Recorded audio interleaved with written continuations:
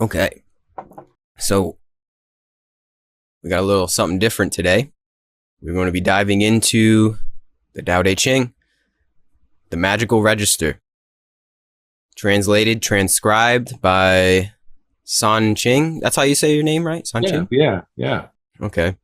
I communed with Lao Tzu, and that's his 2024 version of Mm-hmm. the Tao Te Ching. So, It's like the newer testament of the Tao Te Ching. yeah. I mean, it's interesting because when people emerge with that version right now, the current one that I transcribed from him, it's way different to a lot of different translated versions. And I really love seeing people so blissful, blissed out, joyed out, excited to embody and unify with the scripture that just is truly an example. Every verse is an incantation. So it merges the seeker with the primordial mother. So you're looking in the mirror with the script that unifies you as whole. So as you experience, as you merge with it, it helps you remember and it unifies you and you feel the visceral, kinesthetic, somatic response from that unification, which is why people find it so experiential. It's like now, it's like we're having this moment, we're emerging with it. And of course, in relation to a Taoist path, it's an incantation, which has 81 different levels of consciousness with a frequency. And furthermore, the more inquiry you go, then we start going into shapes and colors and things of that nature. So it's palpable, it's tangible. It will speak to you, as there's all forms of divinity. You find it within your own path. A scripture will speak to the seeker that merges them to become knowing, to remember who they are. And so when they read it, whatever it may be, the Tao Te Ching, the Bible, whatever, Dharma, you are now merging with that wisdom teaching to help you remember who you are, and you feel it. And it's so interesting how people always go, oh, I just read this one verse and I can't believe it. It made so much sense to me. And it just immediately spoke to me, and it was relevant to everything that I was experiencing right now. Yep. So. Yeah. And that's what makes it magical. Right? Yeah. Why did you choose that, or at least channel that title, the magical register? What is it about your transcription that is a register? Is it what you just described? Yeah. It's actually part of the teaching. Like when I go into the alchemical process and I teach people the deeper nature of merging in the alchemy. And I mean, if you sort of dissect alchemy in of itself, it's a relationship in so many words. You find the word God and dark arts is a merging form of defining what alchemy really is. And what is the dark arts? The dark arts is not referring to something sinister and ominous. This is very limited to a human condition. We're talking about your merging with the primordial mother as a Taoist. The void, from darkness comes light, and that's revealed to the seeker.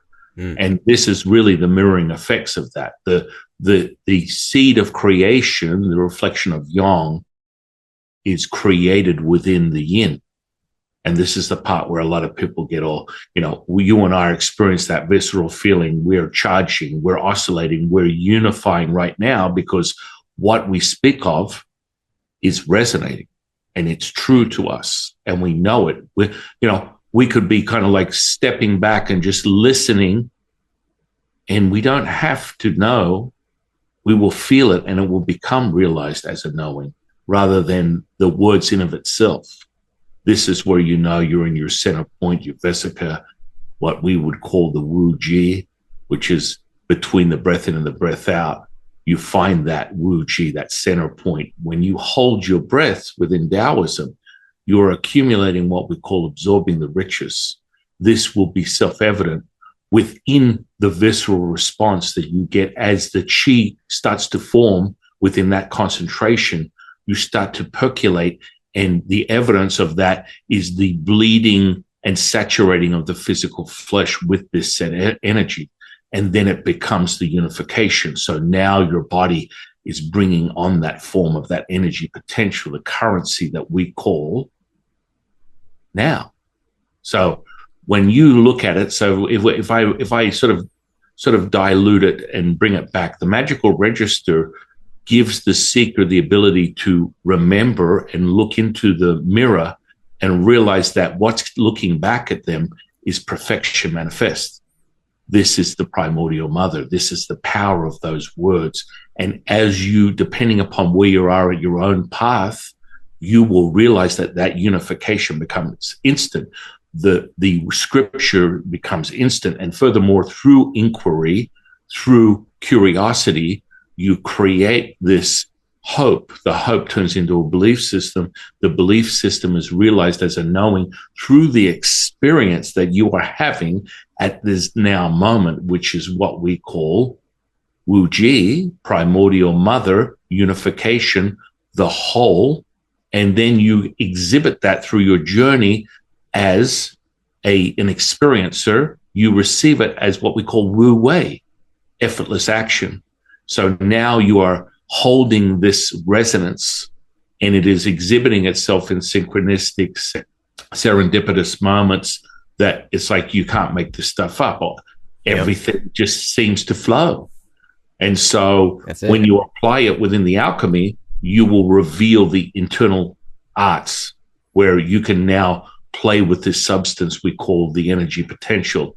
So that electromagnetism is the currency that we perceive in this said realm, dimension. It's all frequential as a Taoist. That's how it's perceived, and it is generated as frequency. So if I was to sort of like dilute it to a physics model, light to wave to matter to particle, realized with your attention, intention, cutting from the cloth of perfection, the primordial mother, the distortion, the dukkha that is realized through that, you form your reality around you, and everything has this currency. It exhibits it. The polarizing effect of yin and yang is evident in everything for the seeker. And then, of course, we find this substance that is the currency of this reality. We call that energy. That energy has a vibration. The vibration has a frequency. That frequency, if met with resonance, oh, yes, it will be yours. Oh, yes, it will. Wonderful. Yes. I feel the magic right now, man. Yeah. I think that's what's so special about scripture, whether it is the Tao Te Ching or the Vedas or maybe even the Bible. It's more than just a story. It's more than just Dr. Seuss. It's something that you merge with. There's a reason why they call it the living scripture, the living word. You know, it's because it's more than just the word. It's like this special, as you said, incantation that allows you to tap into the frequency of the words, past the words, and become that frequency. It's so apparent when you tap into this frequency. It's like, oh, of course. Like you just feel it in the moment, as you said. And yeah, that's what's special about it, man. It's almost like code, you know? It's like some sort of code for our brain to sync up and link up to the Tao, to the Wu Wei. And yeah, I'm excited, man. I'm excited to dive in and sync up together here and now with you and with the listener. So you want to just get right into it? Verse 1. It's probably the most prolific verse that everyone knows. Yeah, it's like that's a very profound entropy level in of itself. If we want to talk physics, it gives you a very low entry, but it reveals all. I think what we should share with the listeners is that every verse, every incantation will return you to perfection. So it has its own crafted way of merging with the seeker, and you will feel it instantaneously. It's so important that we come to that realization as a seeker. And I think that it's interesting. A couple of times recently, I've had a few people tell me, hey, seeker is so faux pas, it's so passé. And I'm like, excuse me? I'm going to be always be that OG that's going to hold the torch to your ritual, your union, ancient wisdom teaching, and that you have the ability to merge with this, whether it comes in the form of spirituality, whether it comes in the form of a belief system, whether it comes in the form of religion. You merge with that. And I think that it's so interesting how there's clear evidence of a need to have the seeker move away from that and move away from, well, you can't, you know, that's, you should just realize it's at our moment. Well, okay, that everyone has a progression to realize that. It's like, that's why we call it a seeking, where we're looking through more inquiry, the curiosity and desire that rises from that through this realization. It's a self-realization. And I think that, I will never stop holding that candle of ritual with the individual returning to that unification, because that's the beautiful, magical part of that. I tend to measure the union. People are like, well, what is it that, you know, how would you describe it? How I share the experience, it's like Big Trouble in Little China meets the last airbender. They had a baby, and this is how I show you the mystical path of self-realization, because it merges and percolates with the imagination. People need to have that lens. The more and more they can create from their mind, which is actually the unification, it's not separate, which so many people are returning back to their knowing of that. But through that journey, they become a little distracted, and they don't realize that their mind is all things, that they are capable of that detach and reattach, the point of no return, where you are the physical, energetic, and spiritual manifestation of divine word, will, light, love of the Tao. And you will find that evidence in your servitude, your selflessness. You will not have to think about it. Just saying. But, just throwing it out there. Just throwing it out there. I like that idea of the candle. Like, you always have the candle lit, and it's like an offering. I just read that. This is your gift. This is your offering. It's like an offering you hold up, and if somebody else wants to light their candle, they can come on along and light their wick. So I like the metaphor of the candle, you know, because you don't have to light the wick, but it's out there. You're just throwing it out there, as you said. So yeah, that's beautiful.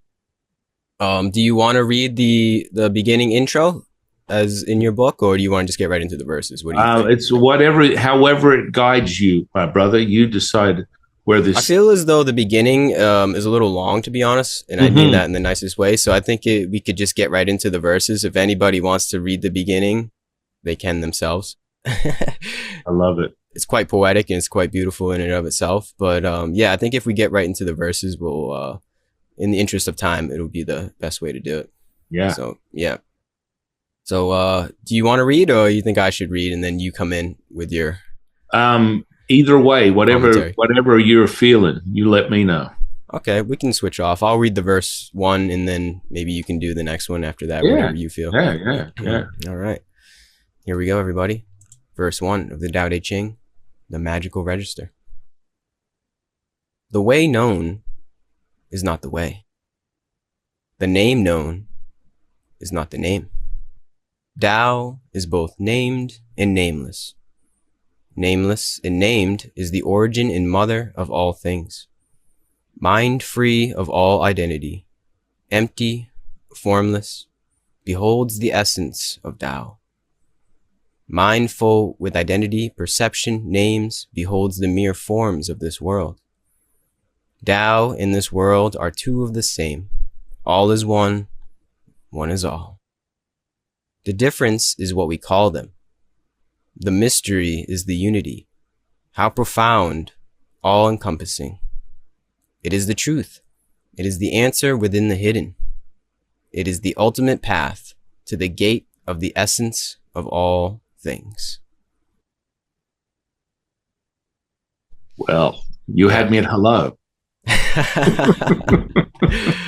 Yeah. It's poetry. It really is. You know, this is powerful poetry. And it's in the, what is that called? The pentameter, or it's in the meter of how it's written too, I find. It's like the pacing in it that holds weight. Because if you just wrote that out as a paragraph, just a simple paragraph, read it from left to right, it wouldn't hold the same weight as how it was written there. It's like specifically the incantation of I don't know the word for it, but like the special way that I think it's just meter, the special way that it's written, that is also has resonance, Man, you obviously know that, but yeah, there's something about it. There's an elastic evidence there. So elastic evidence. So what happens is, as you speak it, it builds a visceral response. Yeah. And each time you speak a line, it adds weight to it. It becomes visceral. It becomes somatic. It becomes kinesthetic. You are realizing it within your physical. And that is where there's this incredible bond that you start having without having to think about it. And so the evidence, it's like the elastic band that is forever stretching as you expand on the knowing of who you are or remembering who you are. And so there is evidence within the Taoist path of this paradox of, you're saying one thing and then another. There's like this need to create a general unification, which would be the set evidence of this electromagnetism. So from a dualist to a non-dualist, which is sort of like a step beyond that line of neutral, where most people want to be centrist. They want to be in this sort of place of, I'm in one and then another, which is the true nature of things, that you can be all and nothing at the same time. As a Taoist, we perceive the lens of reality through the bellows. It's all as simplistic as the bellows. So everything is contracting and expanding at the same time. You're all things and nothing at the same time.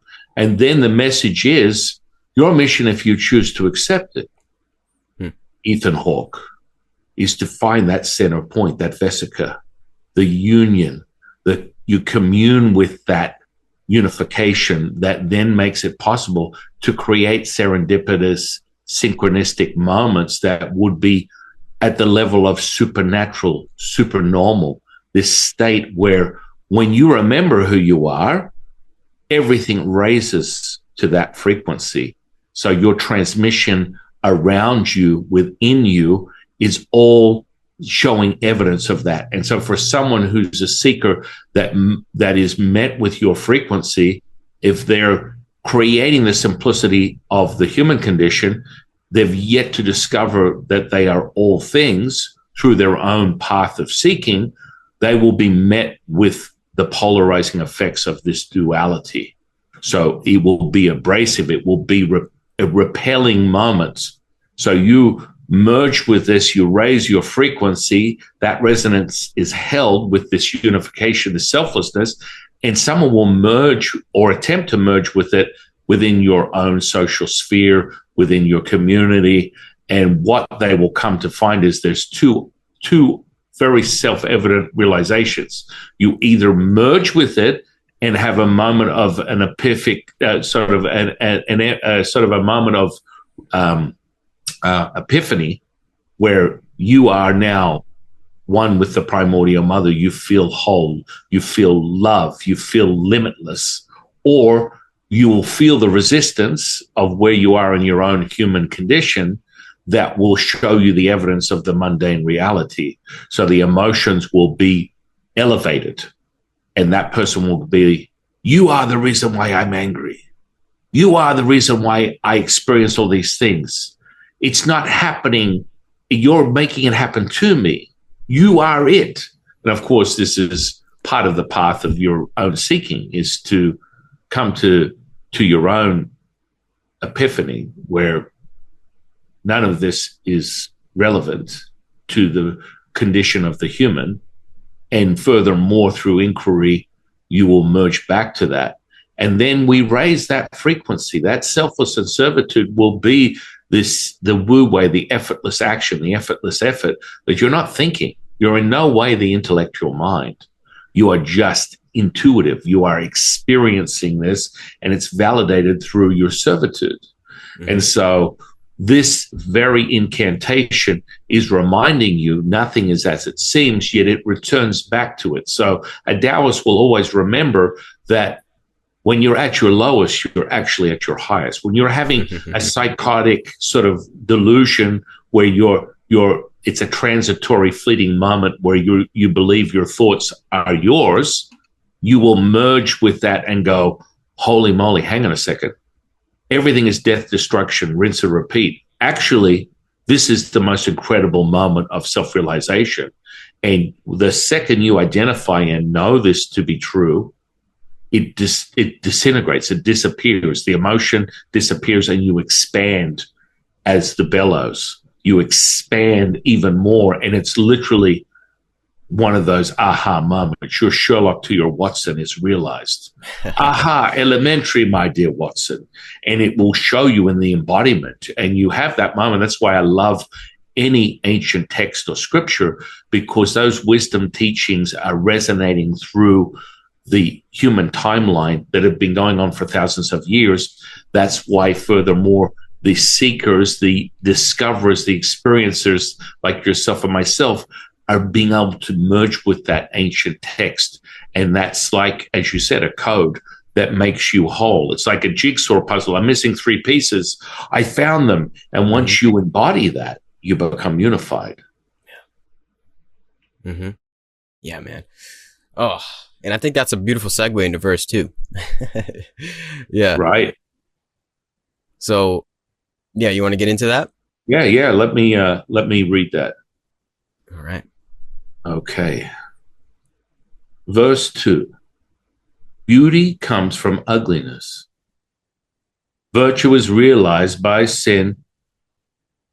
Life and death are born together.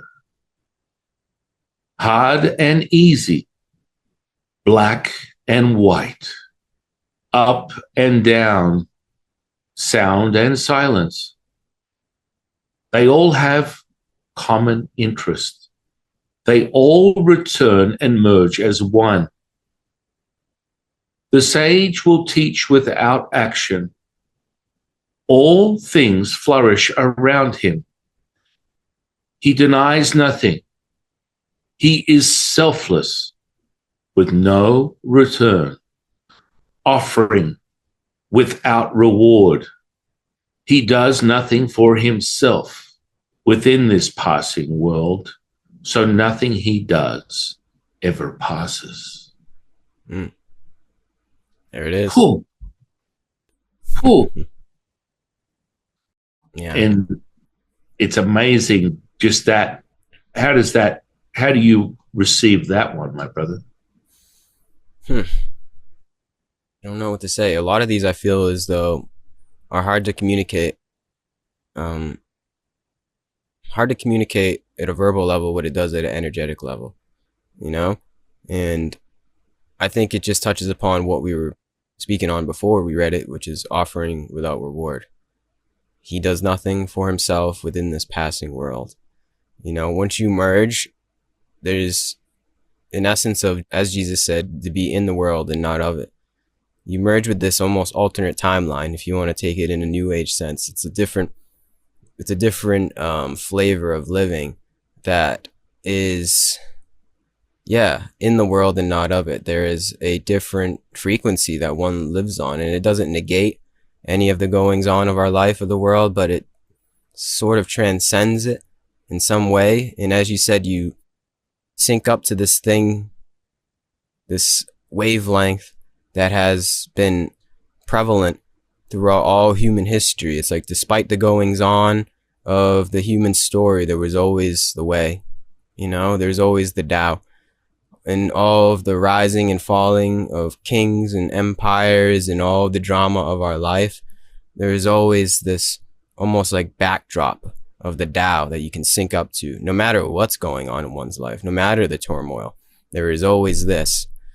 And yes, once you sync up, it's a different way of living. There's a different expression in the character of who you are.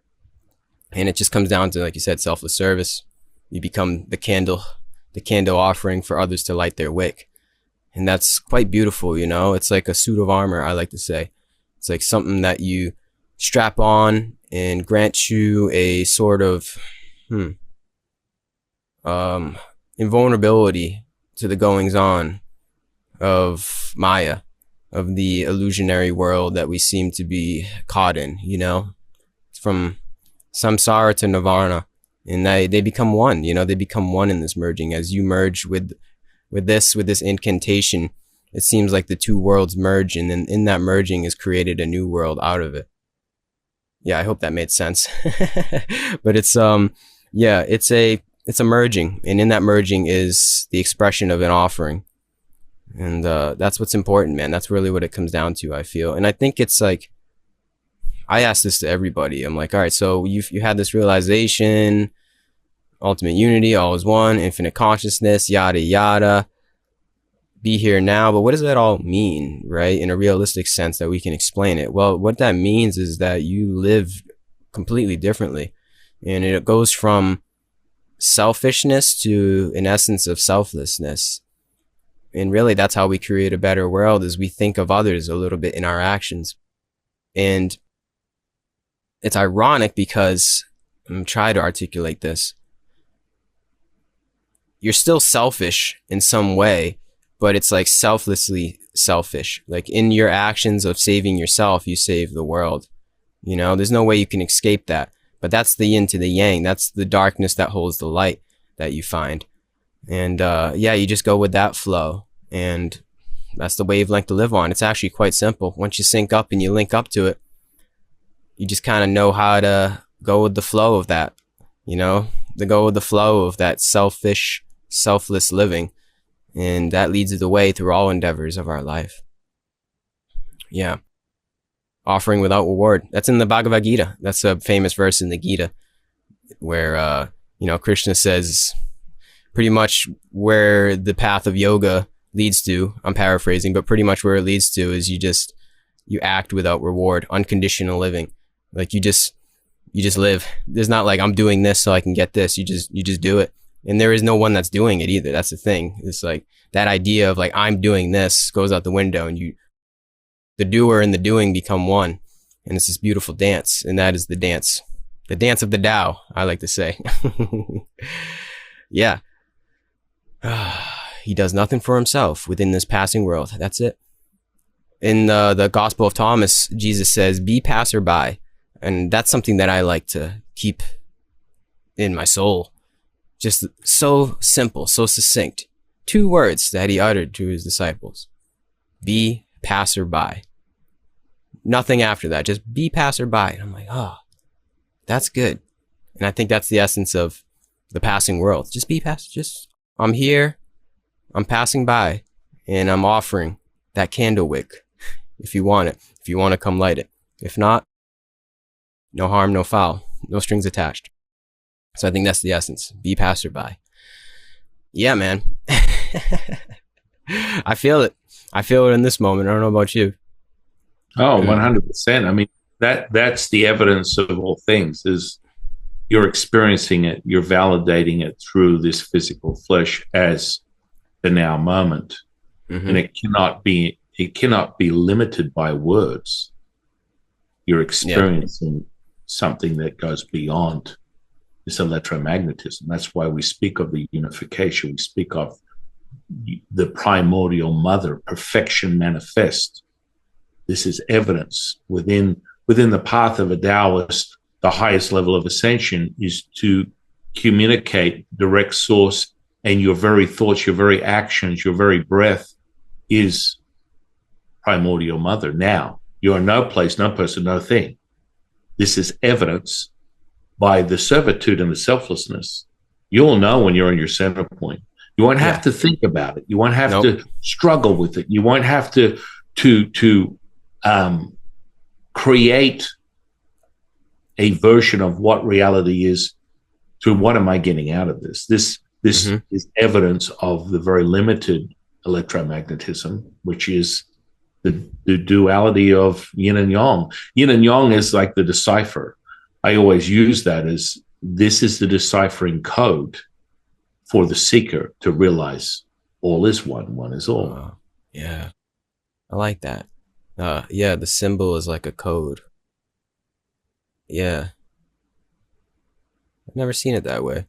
I mean, you could say all symbols are some sort of code in some way, but that one is a very poignant code. And you drop that template down on your reality, and all will be revealed. Mm-hmm. From a macro to a micro, this unification can be present. You can obtain that Death Star moment where Luke is flying towards the Death Star to hit that center point. That realization is that unification. That's where you open that space up to it being the very breath, the very action, the very thought of the seeker to the knower as selflessness, servitude. Mm-hmm. And it presents itself in every way. It doesn't matter whether you're having a moment where there may be turmoil, there may be disappointment, there may be suffering. It all transmutes to that frequency. And the more you allow that, you become the luckiest person on planet Earth, because that will, as we refer to the gift as your offering. Furthermore, at the beginning of this transcribed version that I wrote down from Lao Tzu's commune with myself. This is all transcribed from him. There is evidence of the Jade Emperor, one of my teachers, and his incantation is very clear.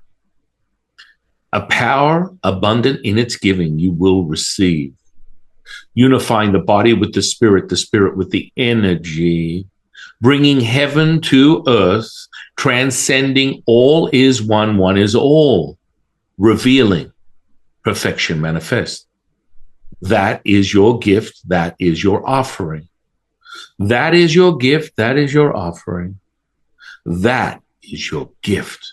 That is your offering. And the way we unified there, the way we did the dance, the oscillating, expansive reverberation of our unity, it was visceral and it was powerful, and that charge of energy that we're both receiving up what Taoists would call the Taiji pole, the feeling of the body expanding, is that knowing. There's nothing more powerful than now. Yes. And as you spoke, it's so apparent. The evidence is in the moment. The evidence is in the felt experience. This is something that you can't think of per se. Something that truly does go beyond words. And it just has to be felt. It's that simple, man. And once you feel it, it's like, oh, of course. Oh, of course, this is it.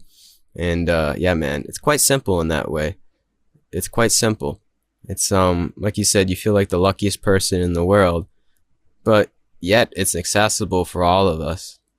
All of us. This is our birthright. This is our true nature, to be able to expand in this manner. And it's right here, right now, man. It's in the moment. It's cliche. Might sound like craziness to someone that has no idea what the heck we're talking about right now. But it's real. It's realer than real, actually. You just gotta feel it, man. It's all about coming back in, you know? It's all about returning back into the moment and merging with this said moment. And yeah. It is a gift and an offering to yourself, but then in some way you become the gift and the offering to the other selves, you know? It's like you receive the gift and then you give out the gift a little bit. It's a two-way street, it seems. Well, yeah, a lot of my students will be like, oh, Jufu, I want to get down with the levitation, the alchemy and all that. I'm like, that's awesome. I'll teach you it all.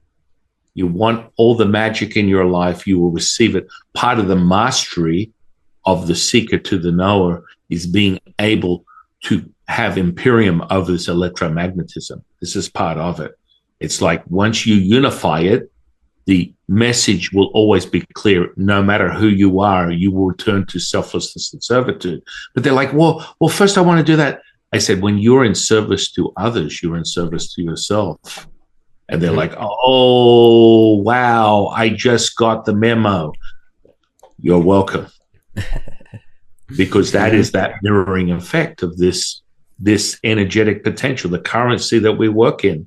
And so the more and more you raise that frequency, the resonance is clear, you will see it. It will be shown to you over and over again, and you won't have to think about it. Yeah, exactly. It just is. Just is. The currency. I like how you say it's the currency. But then think about that at a linguistic way. It's the current. See? Yes, my brother.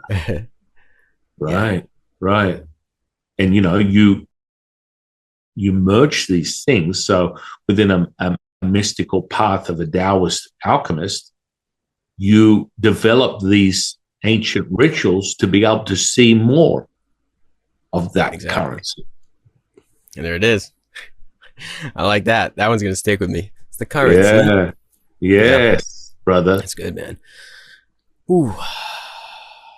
Yeah. Lao Tzu was like, let's read verse 9. 9? Okay. Yeah. 9. Let's go to 9. Lao Tzu speaking. We must listen. Yes. It's amazing how it just speaks so much on this present moment. Okay. You ready? Yeah. Excess bears more excess. There is no end to gluttony. This reveals the misguidance of the voice you listen to, as it is a distraction to your true nature. Sharpen a blade, and its edge will soon be lost. Acquire jewels and riches with the very desire for more, and no one can protect it. Inflate your ego with honor and pride, and no one can save you from your fall. Release these trimmings. They are the mere image of this world. Listen to this echoing right here, right now. Be selfless in your actions. This is the way of heaven. This is the way of knowing. This is the way of the Tao, the mother of all things. Listen to the mother, and you will never fall off your path. Realize this. Realize this now. Woof. Mm-hmm. It's heavy. It's weighted. It has substance. It has density. It accumulates as you merge with that. You literally could not say it the wrong way. I think bringing back to your attention of the pacing and leading of this material, because you feel as it builds this merging, and you feel it start to reset and recalibrate your energy potential as a frequency. And it becomes more and more clear. And this particular verse, returning us to the mother, but making it more clear of how diluted the human condition can be, how diluted, how limited, how the mundane is the very distraction. And when you merge with your emotions and you identify that as said self, is the very misdirection.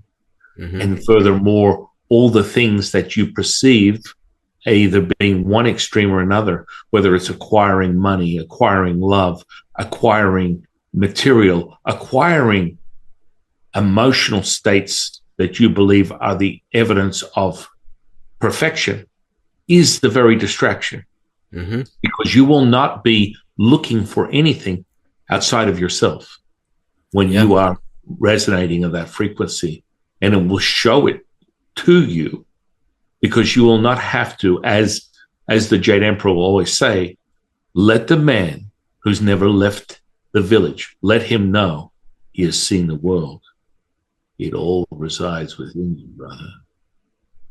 And that trapping and the distraction of the human condition is the very limited lens that you are looking through.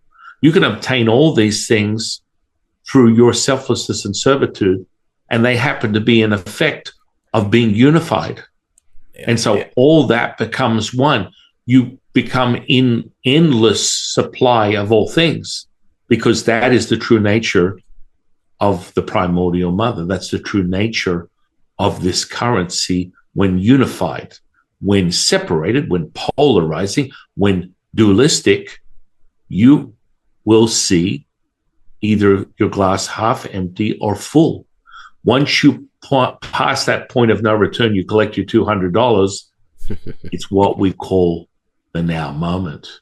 Mm-hmm. And it doesn't matter whether you wake up or go to sleep, no matter what you perceive your state as, because you've measured it through the alchemy, you've activated and burned in the alchemical process within the physical flesh, you're able to identify and have imperium over the 50 trillion cells that you realize as your flesh and blood, which is really energy potential, 0.07 electrical potential that is within every cell. And once that happens, you are no longer diluted. You're no longer transitory. The permanency is repeated. The repeatability of your cultivational practices returns to what I refer to as there's a method to the madness. That method will be self-realized, and then you're able to show others. That raises that currency. It raises that frequency. It returns humanity to embodying empathy. And what we have is an Oliver Twist moment. You want more, boy? Yes, sir. May I have another? Then you will receive another as the mirroring effects of that. The more you merge, the more you receive, the more you expand, the more you solidify all consciousness as one. And it's not a separated conceptual idea that this could possibly be who you are if you go deep enough.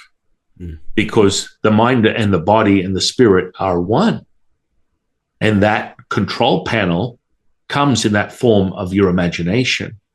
The more and more you expand your imagination, the more and more that substance is tangible, that you can play with this potential. You will keep validating and fortifying your knowing as the present moment.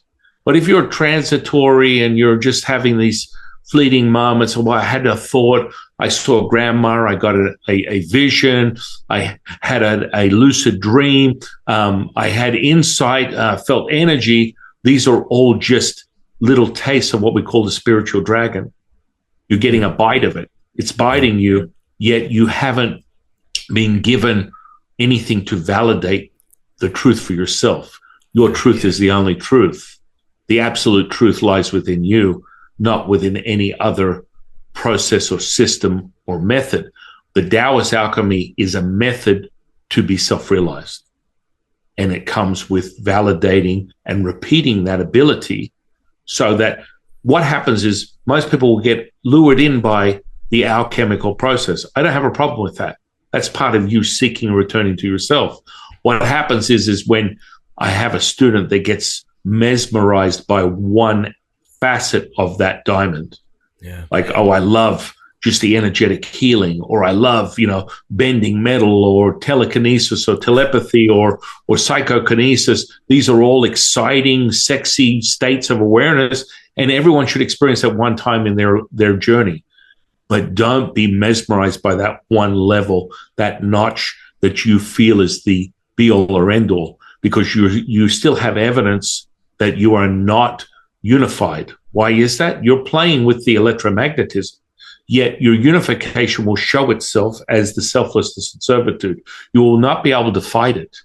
It just becomes your default. That is your reality. You will not have to process it. You will not have to craft it. You will not have to do anything. Yep. That's the effortless action. Mm-hmm. Yeah. It's like a pull. It's like a pull. It's pulling you in. Yeah. It's priceless too. I feel that. Yeah. It's jewels and riches won't do it for you. Status won't do it for you. And I like that. No one can protect it. This is something, the Tao, the Wu Wei, what we're talking about here, syncing up, is, as we said before, a suit of armor. And it is protection, I feel. It's it's this like something that isn't a thing that other things can't touch. Nothing can touch this current. It's this beautiful wavelength of living where truly one feels invincible, because it is. That's the truth. that comes along the way. This realization of, wow, invincibility, invulnerability, true infinity of one's being, that essence is real, and bringing that into one's life is truly magical and truly miraculous when it dawns, when it is bestowed upon one's life. And yeah, the riches, the jewels, the money, the status, the cars, the girls, the clothes, the house, they don't really mean so much anymore. We don't negate them. I don't feel as though we negate them and say, oh, I don't need any of that stuff. It's just like, if you get it, that's cool. If you don't get it, that's cool. I'm with the Tao. You know, it doesn't matter. It's priceless. I like to say that if I had $1 billion right now, I'd still be having the same exact conversation I'm having right now with you. I'd still be having the same exact podcast. It doesn't matter. Like, this wavelength of spiritual living, you could call it, even though it's way greater than that label. It's transcends everything, man. I wouldn't live any differently. Like, this is it. This is the way to live. The way of the sage is the way that you, oh man, yeah, you just become a passerby. And if the money comes, it comes. If it doesn't, it doesn't. But I'm still sitting here with you reading the Tao Te Ching, and that's all that matters, you know? And that's beautiful to be at that point, because that's accessible for all of us. Not that anyone needs to have a podcast and talk about the Tao Te Ching, but this wavelength is available. And I think I've already said this, so I apologize for repeating, but this wavelength is available for every single human being to be at that point of true invincibility, man. And that may sound corny, but it's the truth. Like, you become this invincible agent of the divine. And what a miracle it is to be able to feel that. Truly, it's so priceless. It's so priceless, man. Like, if someone, actually, on going back on my point, if someone was to say, I'll give you $1 billion right now, but you can forget everything that you learned, and you, almost like Men in Black, you flash and you forget this this essence, this wavelength, what we're speaking on right now, and you have to go through the path again, per se, I'd be like, no, you keep your money. I'm good. I don't need that. I got everything that I need, and what I need is nothing at all. So thank you very much, and see you later. So yeah, that's the essence, man. It's quite beautiful. I don't have anything else to say to that. It's just hallelujah, you know? It's like a hallelujah moment. I think you said that. It's like a eureka moment you get. It's like, eureka, I got it.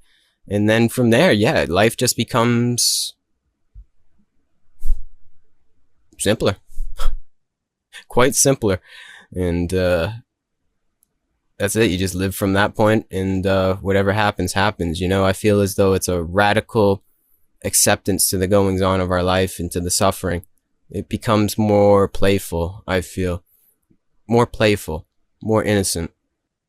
There is this, I think it, you know, working with the current, and maybe you can attest to this or not, it becomes more childlike, not childish, but childlike, where you start to play with the goings on of your life, and you know how to transmutate the energy in a way where you are like a child on the playground. You know, think of kids on the playground. They're just going from one thing to the other, just going from one group to the other group, and then one, you know, they're going from the monkey bars to the slide, and it's all just like this one wave that the kids are on.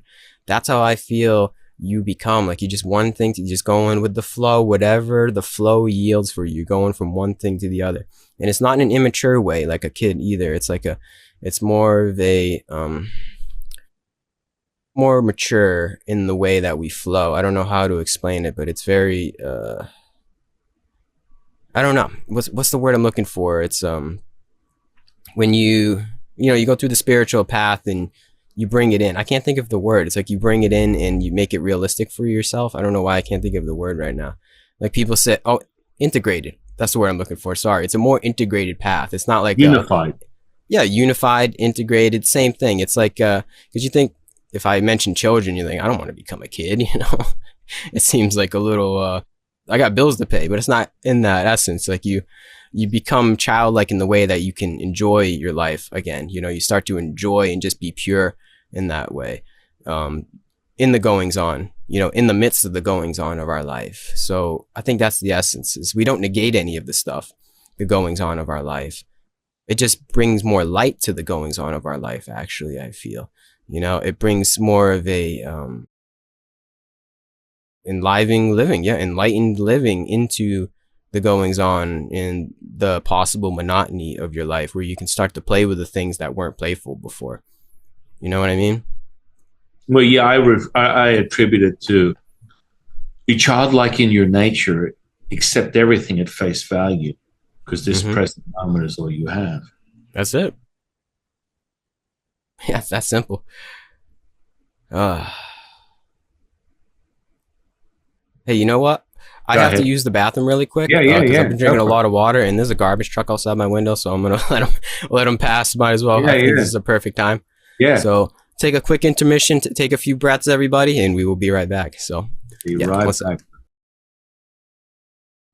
Okay, and we are back, feeling better. Garbage truck has gone by, and I think that was actually like a beautiful message. You know, I went with the flow of the moment, whatever was presented to me. I felt the feeling in my bladder of, oh, I needed to go. And then just so happened synchronistically, the garbage truck came by and was making a lot of commotion. So I said, I'm going to go with this flow. What the Tao is presenting to me is to take a break right now. Take a few breaths, take a break, use the bathroom, and then come back and return. So I think that was some sort of message of how we start to tackle life. You know, there is this way that we play with the goings on of our life. And if you know how to sync up, you'll know what is best for you in the moment. And it's not something you think about. It's just something that is innate, some kind of higher intelligence that we tap into that is, as you said, a current. And you're either with it or against it. And if you're with it, I would say it's the path of least resistance and the path of less suffering, essentially. And that's something probably we all want, I would say. Less suffering. Yeah. It is the way of heaven, the kingdom of heaven, as we said in the verse. It is, brother. I mean, it doesn't get more clear. Jade Emperor just said, bring your attention to verse 47. So okay, head on down there.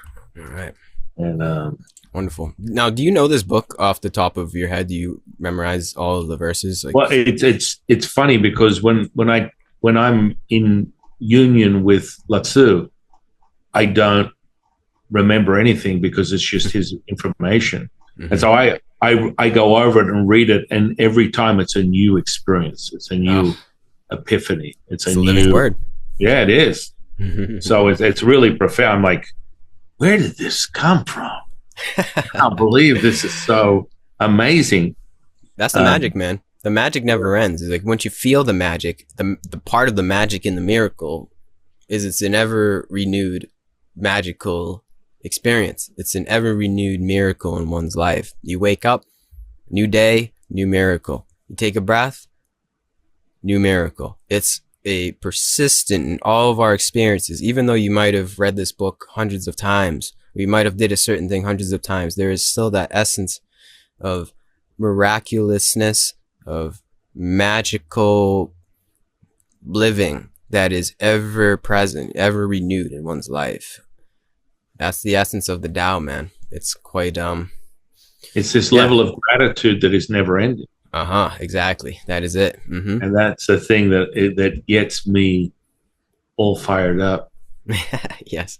That's exactly. That's my desire and excitement that comes from that inquiry and curiosity. And it's so, again, you can't make this stuff up. So verse 47 has 18 levels of consciousness. The actual frequency hertz, we weren't even speaking on this, but it's in the actual text, is 504 hertz. And when I say that, you just feel it. It's like, hang on a second, that's wow.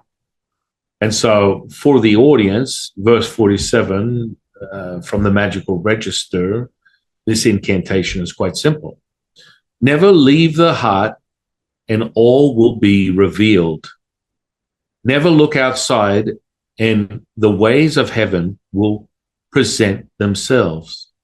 The more you seek, the less you find. The sage doesn't look, yet he knows.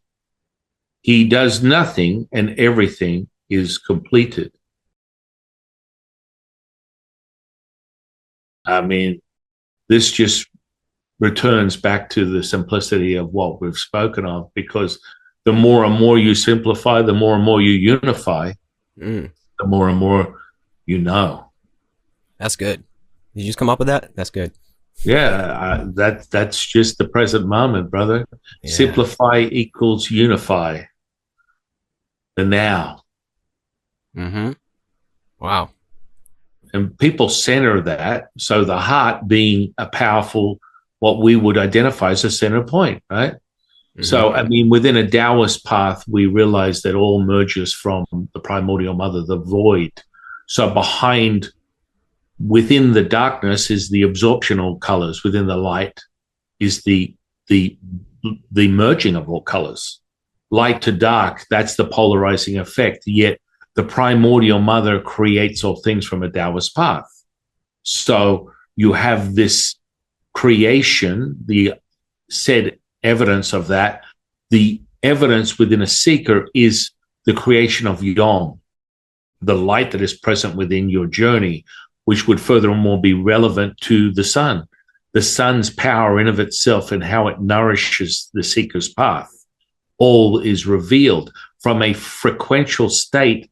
The transmission of the sun to the earth merges with the magnetism of the earth itself, and it reveals this spectrum, this light spectrum we call the rainbow.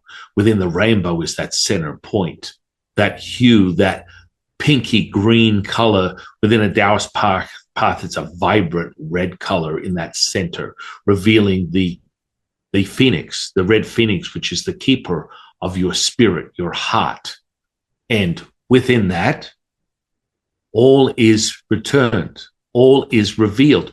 Furthermore, I've brought reference to this because many people talk about the philosopher's stone and what that means to them within the alchemical process over the centuries, more nurtured within a Western world, this mystical stone that can transmute lead into gold, which is part of what the alchemical process is, transmuting that currency from polarizing to unified.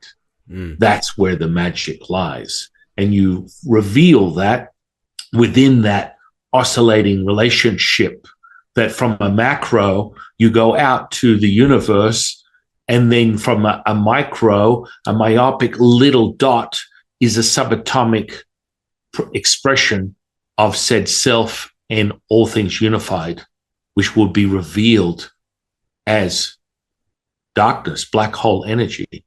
There's many people that are going on about, oh my goodness, is that ominous, it's dark? You refer to this polarizing effect as the very evidence of the human condition. Within light, there is dark. Within dark, there is light. This is the absorption of or the expression of. You have one or the other. The unification is that center point, and it will show itself.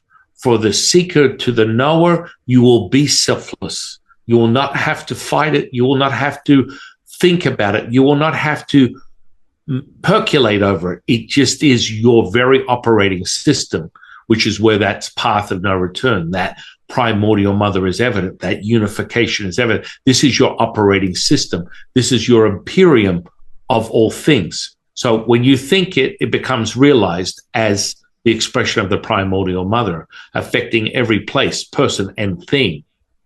Energy, spirit, and God, matter, chi, and spirit realized right now.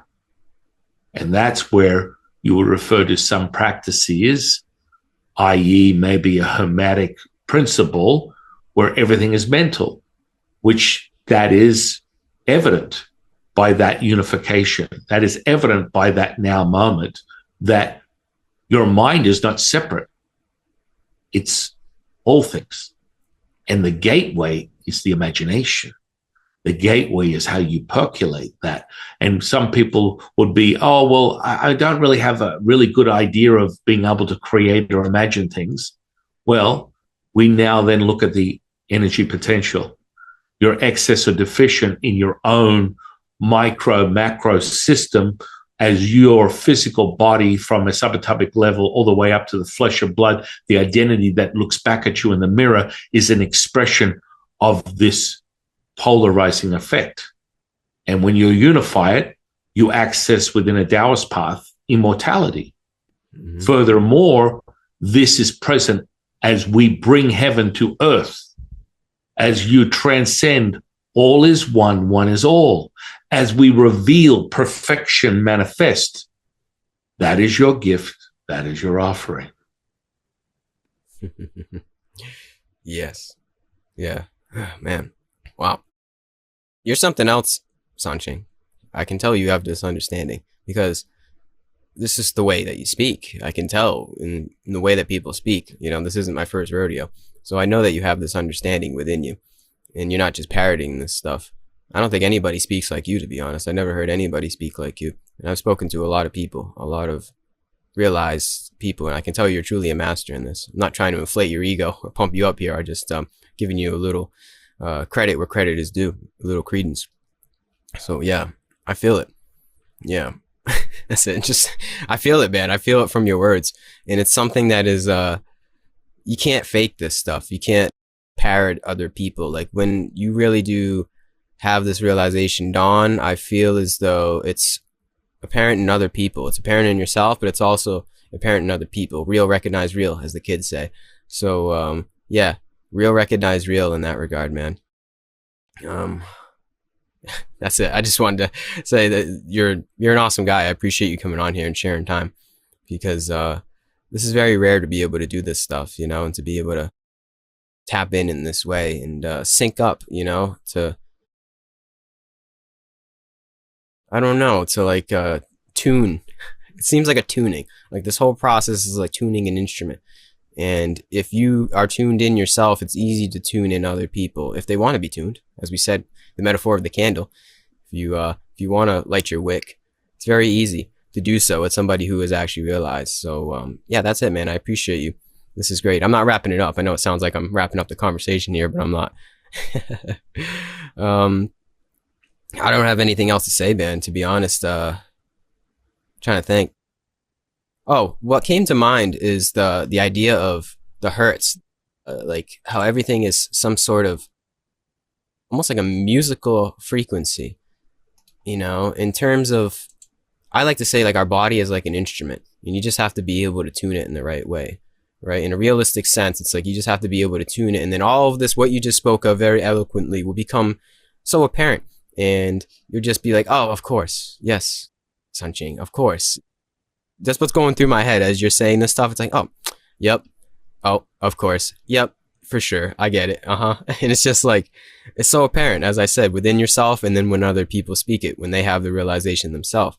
But you have to tune yourself first, I think. And what I'm getting from this is the act of tuning in a realistic sense is getting out of your own way, first of all, but it's through words. Like it's through the word that we tune ourselves, would you say? Like, is it through this sort of magical incantation that we are able to adjust our energy levels to be with the current? Is it that simple? And is like, because a lot of people say you have to like do body practices, somatic practices in order to tune yourself. Would you say that is also something that is an aid to the act of tuning to be able to get the 504 hertz? So alongside of that, you have to take care of your body?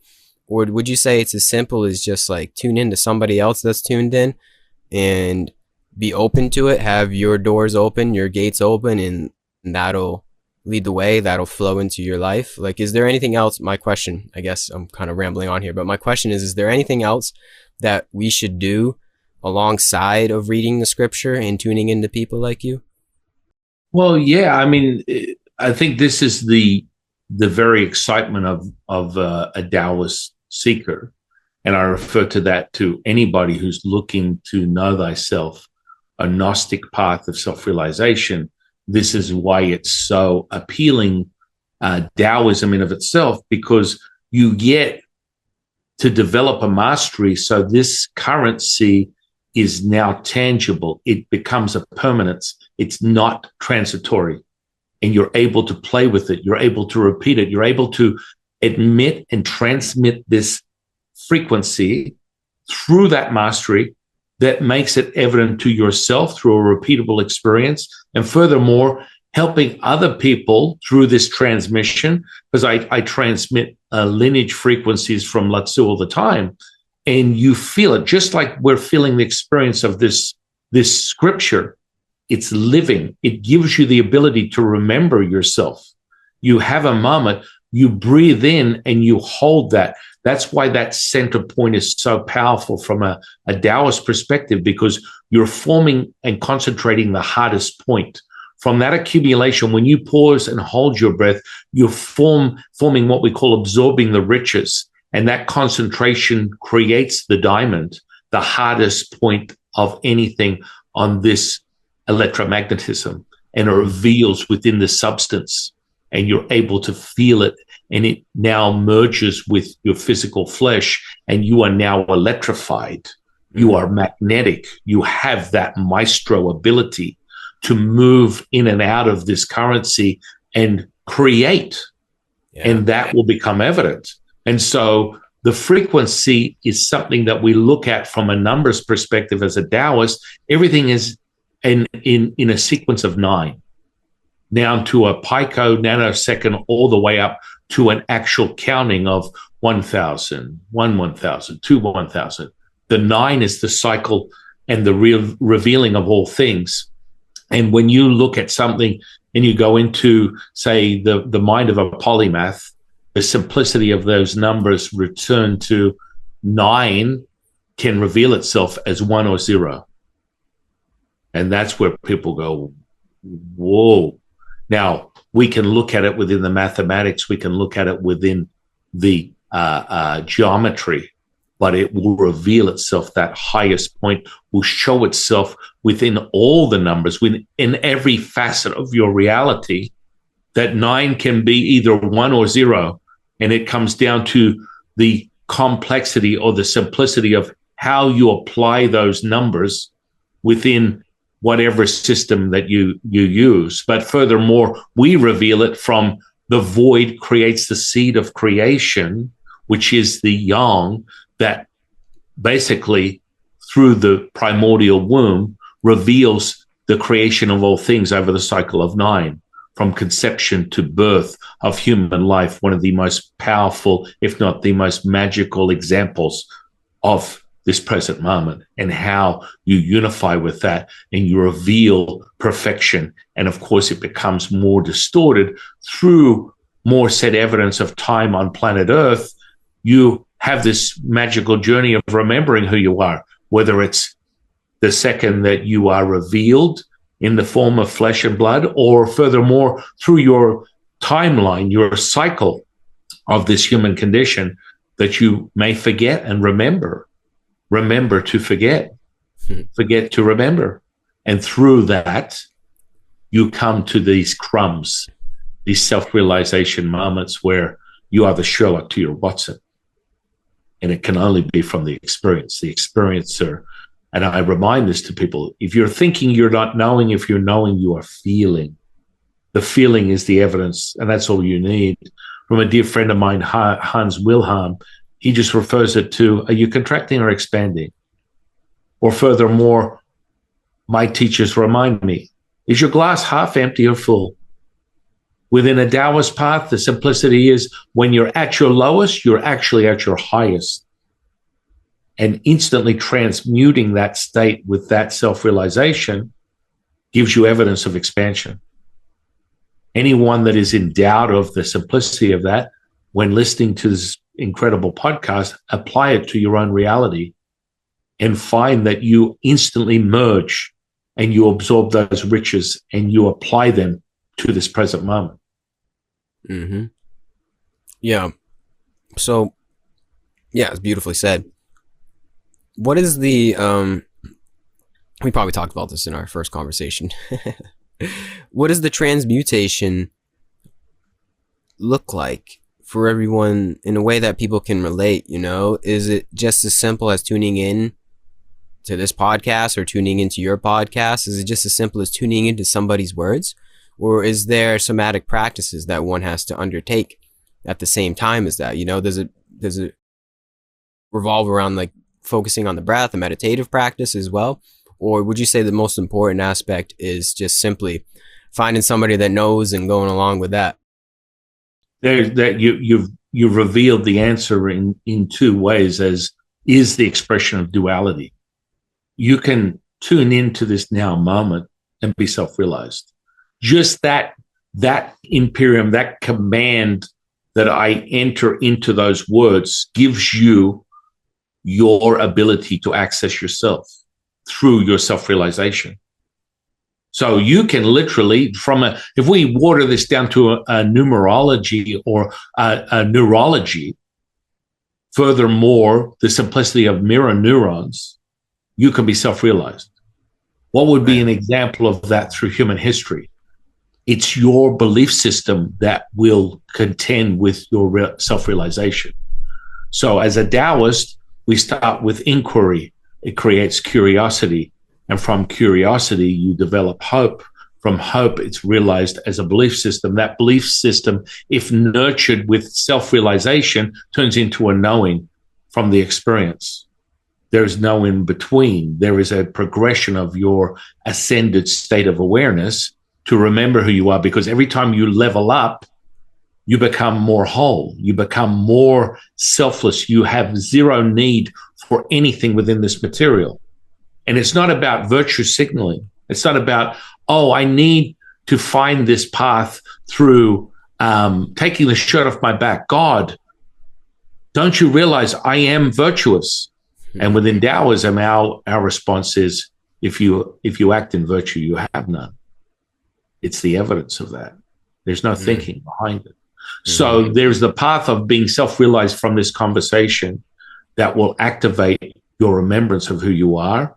Or furthermore, your inquiry can go into a path of a method of cultivation, which will show you the evidence of the power of now. And that cultivation can start with the simplicity of the breath. As I draw the attention of people, they listen to the frequency that I'm transmitting. I'm not attempting to, but this is what we call, within a more refined parapsychologist perspective, what you call psychokinesis. So when you and I are talking, there is a somatic evidence that there's some visceral experience going on. When I move my hands, you feel the rippling effects of that energy, and you're in another place, another destination, another location that is not the same room that we're in. This is said evidence of this substance that we speak of, and it becomes more and more apparent. This is how you solidify your knowing. It's not to be mistaken for the delusion of, I just want to cultivate energy. No, it's using that as that lens, the deciphering code of the yin and yang. You drop that down upon your expression or your perception of reality, and then you use the power of that alchemy to show more and more evidence that this is real, that this is not a fleeting moment of delusion, that it is not transitory, it is permanence. And you will see it within manifestation, magic, healing. These are all evidence that you can create. Furthermore, as my dear friend, the Buddhist monk Martin would say, I'm not interested in the electric potential, the energetic potential. I want to sit here. What's that song like? Sitting on the dock of the bay. And you see that he wants to just observe dukkha and remove the dukkha and dissolve the dukkha and just become now the stillness, as he puts it. And that is perfection. That's his path. He's like, saying, I don't get into the electromagnetism. It doesn't excite me. That's exciting that you're excited for that now moment, as everyone has their own self-realized path. This is nothing more than an offering to go up the mountain. There's a million ways up the mountain. If you dismiss someone else's belief system, you dismiss your own. And that's furthermore the evidence. We as Taoists use the alchemy to show more and more evidence of what we call immortality within this state, which is the primordial mother. And you can see it transmute through evidence of self-healing, of mental, emotional, physical, spiritual healing that is undeniable. It's happening right now. And you will be able to exhibit it. You'll be able to replicate it. So furthermore, the entry level for anyone starts with our conversation, that you will feel a response from that. And that's what we call psychokinesis, furthermore, as a parapsychologist would say, which is evidence that our biofields are unified, that we are now experiencing that. Just as I do this, you feel it. You're like, hang on a second. Whoa, this is really going on. I'm feeling energy. If I move my hands around, you can start feeling it in your physical body. This is energy potential. And it's only because we're unifying, but whether you are resistant or unified with it, there is evidence. I always love to activate people's energetic potential because that's when they get excited. They're like, I had no idea everything was energy. And they get really fired up. Their desire to seek more, to remember who they are, shows them through the alchemical process. And so that mirroring effect, the 4-minute mile, was a historic moment for self-realization. This is what we call the mirror neurons within your physical body. Mm-hmm. So when you listen to something or hear something or see something, it now transmutes as an accessibility to the seeker. You are now in the now moment. You have the ability to replicate that very experience if you choose to. You feel that within a divine code of a group healing, a concert, a sports event. You are merging with this. You're creating this unification. And as you commune, the evidence, the psychokinetic evidence, is the ability to feel the energy. And then you know where you need to be. It's like it's an ebb and flow, an up and down. As we return back to the scripture, all rivers return to the ocean. And that's that merging. So you can find it within an alchemical process of mastery, or you can find it right now.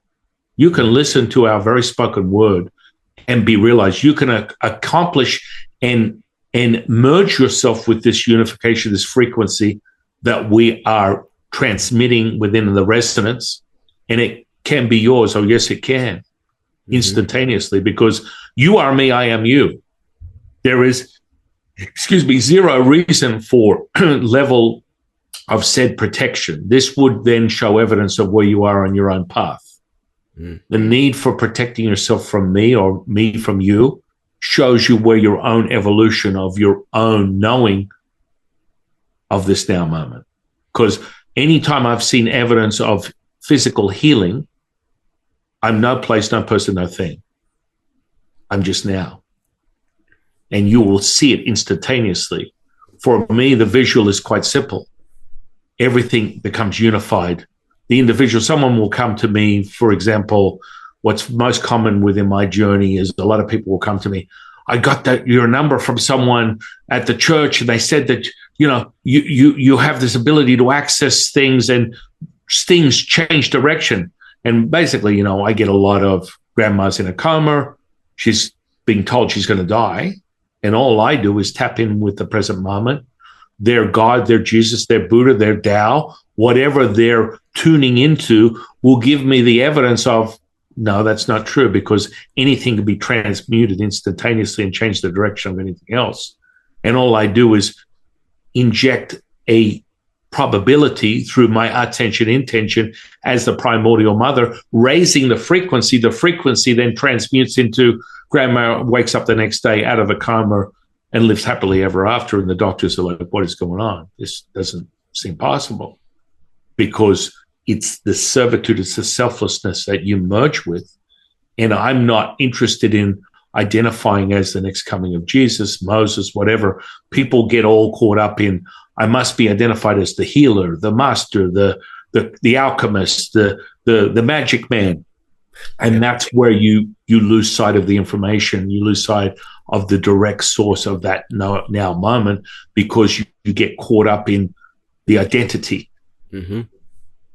As we remember from our scripture, we just read from it, the sage leads from behind. And when it is realized for the seeker that this is the primordial mother, it all happened on its own. It wasn't identified as any particular person that led you to that path. Your self-realization is yours. That's what the ultimate absolute is. Your absolute truth. not anyone else's. When someone goes, this is set in stone, this is how it works. When you transmute this, you come out of here and you do this, and all this happens. That's why the alchemy is profound, because you're just merging with elements. You're merging with the frequency of the universe, and it reveals itself to you. You're not merging within this system, we believe this way, and this must happen this way. That's why the alchemy can be universal for the individual, activating and burning in their energy potential that just gives them the ability to be now. And that's what's exciting. I always remind people, you're not erasing your belief system. You're not going to a path of Taoism. You're using this method to cultivate yourself, whether it stays within your system of belief or you furthermore merge with the unification, and you may see your reality as something completely different. You will realize it through this material.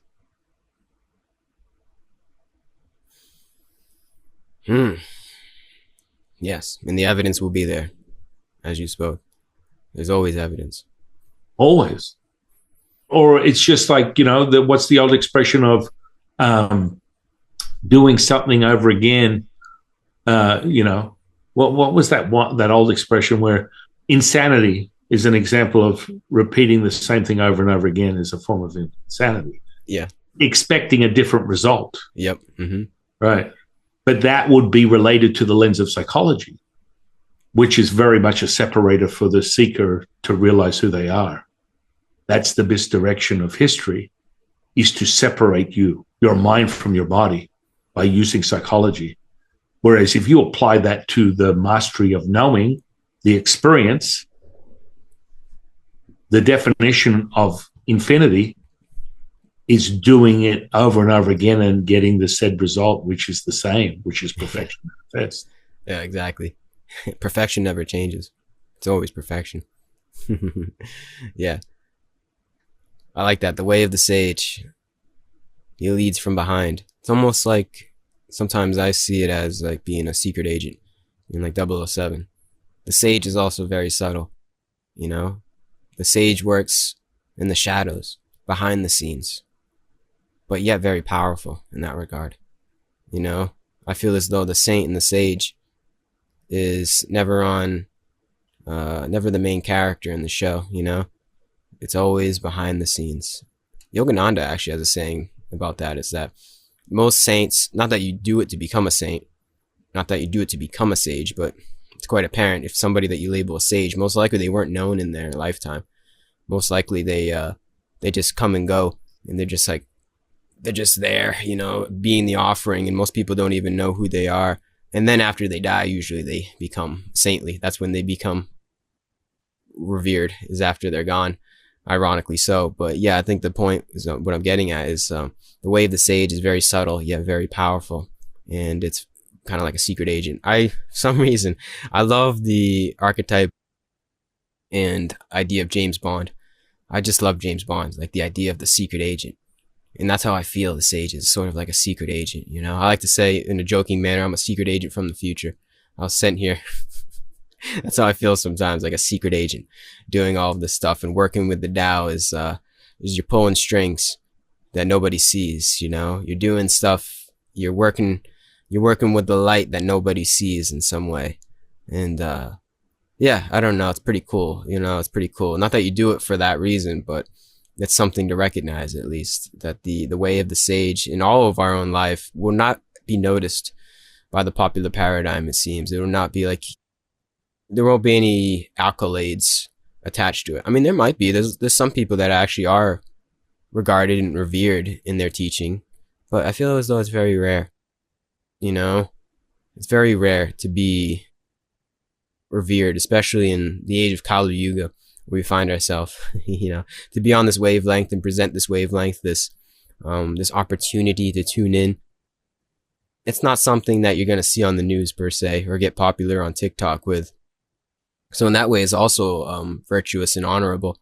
You do it not for the clout per se. You don't do it for the money or the status, which I think we spoke of in that other verse, the previous verse that we read. You do it for just the simple act of, you do it for nothing, actually. That's the thing. is there is no doer and there's no doing it for anything. You just naturally become James Bond. It's like James Bond didn't really want to become James Bond. He just had to. It's almost like in some of the movies of James Bond, it's like he just feels like he has to do it. I think in one of the recent movies, he comes back, he retires, and then he comes back because he just feels the need to be James Bond. So I think that relates somewhat.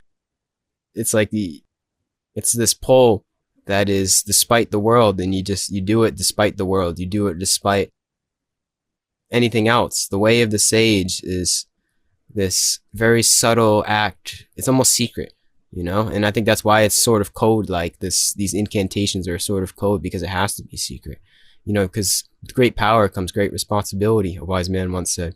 So I think with this power, it has to be sort of in the shadows, or else could be used, I feel, and this might be a little bit of a tangent, but it could be used probably for dark purposes. And I'm not dark in the way of the Tao, like dark as in like nefarious purposes, I imagine, dark magic.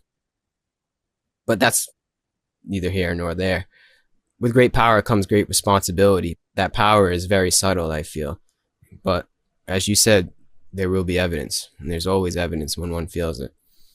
Yeah. Well, the breath for all that's listening, you start with the breath when you're reading these incantations. Mm-hmm. You observe. There's levels of consciousness in the left-hand corner of the page, and the frequencies in the right-hand corner of the page. The now moment presents itself.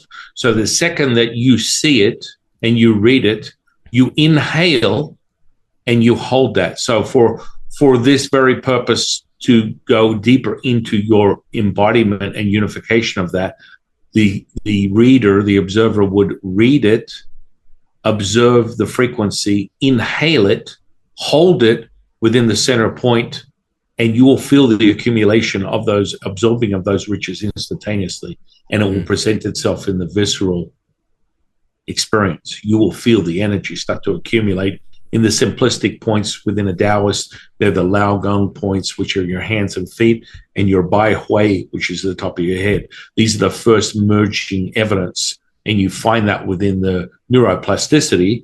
If you want to sort of make any sense of it, these are the most deeper neural networks within the body. So your ability to accumulate that energy becomes instantly realized. Mm-hmm. And you will feel it immediately. With nothing more than accepting it at face value, you will immediately materialize it. So it's like, I figured we'd go over one or two more verses. It's up to you how far you want to go.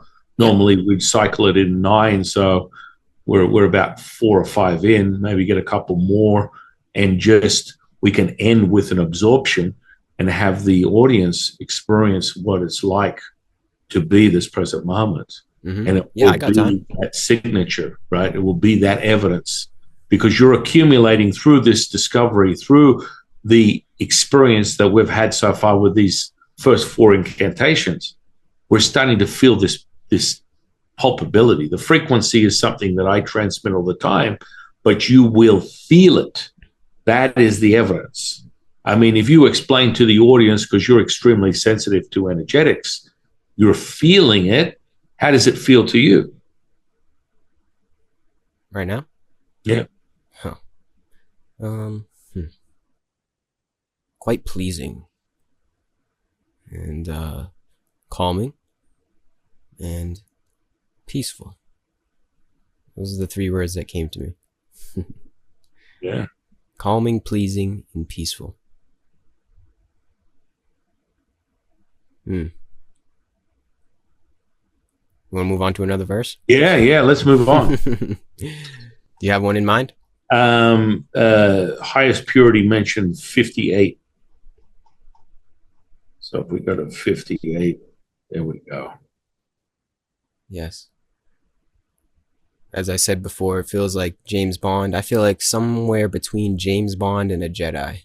I'm a secret agent Jedi, that's the feeling you get from this. It's the way of the sage. I think all of that, like the Jedi archetype, is actually built upon the sage in the ancient sages. I think George Lucas wrote with Eastern philosophy in mind, so that's not an accident.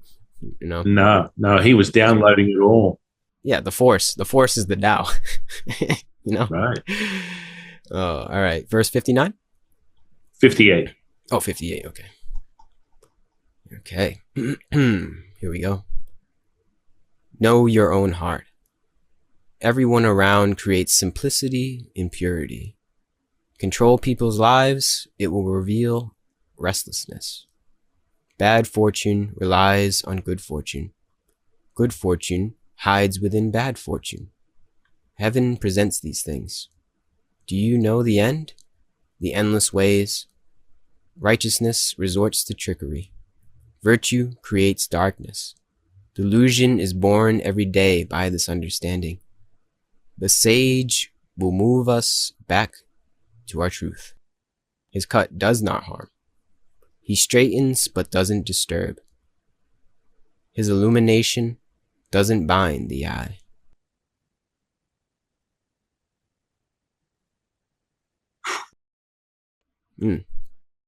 So that I get from that is an essence of harmlessness. Like, there is doing no harm. The sage does no harm. Quite pure in all actions. There is no karma, one could say, that one creates with the goings on of one's life, with the minglings with other people. You know, it's sattvic living. It's very pure living. As it says, simplicity and purity one lives on. What was it said? You was simplicity leads to unity, and then unity leads to what? Simplicity. No, it was simplicity. Simplicity leads to unity. Unity leads to simplicity. Oh, I thought you said something else before. It was I could have. We'd have to rewind it. I'm pretty sure. We'd have to go back. I'll go back. But it was simplicity leads to unity, and then unity leads to maybe like realization or something like that. Infinity. It was good. Into what? Infinity. Yeah, I think it was that. If not, it's something along those lines, and I think we both understand where we're coming from here. well, I mean, this is a real example, because when you cultivate, I'll give the audience a little story where when I first started to realize the primordial frequency is the now moment, and through my cultivation, it was being shown to me through every thought, every action, every breath. I had my parents in a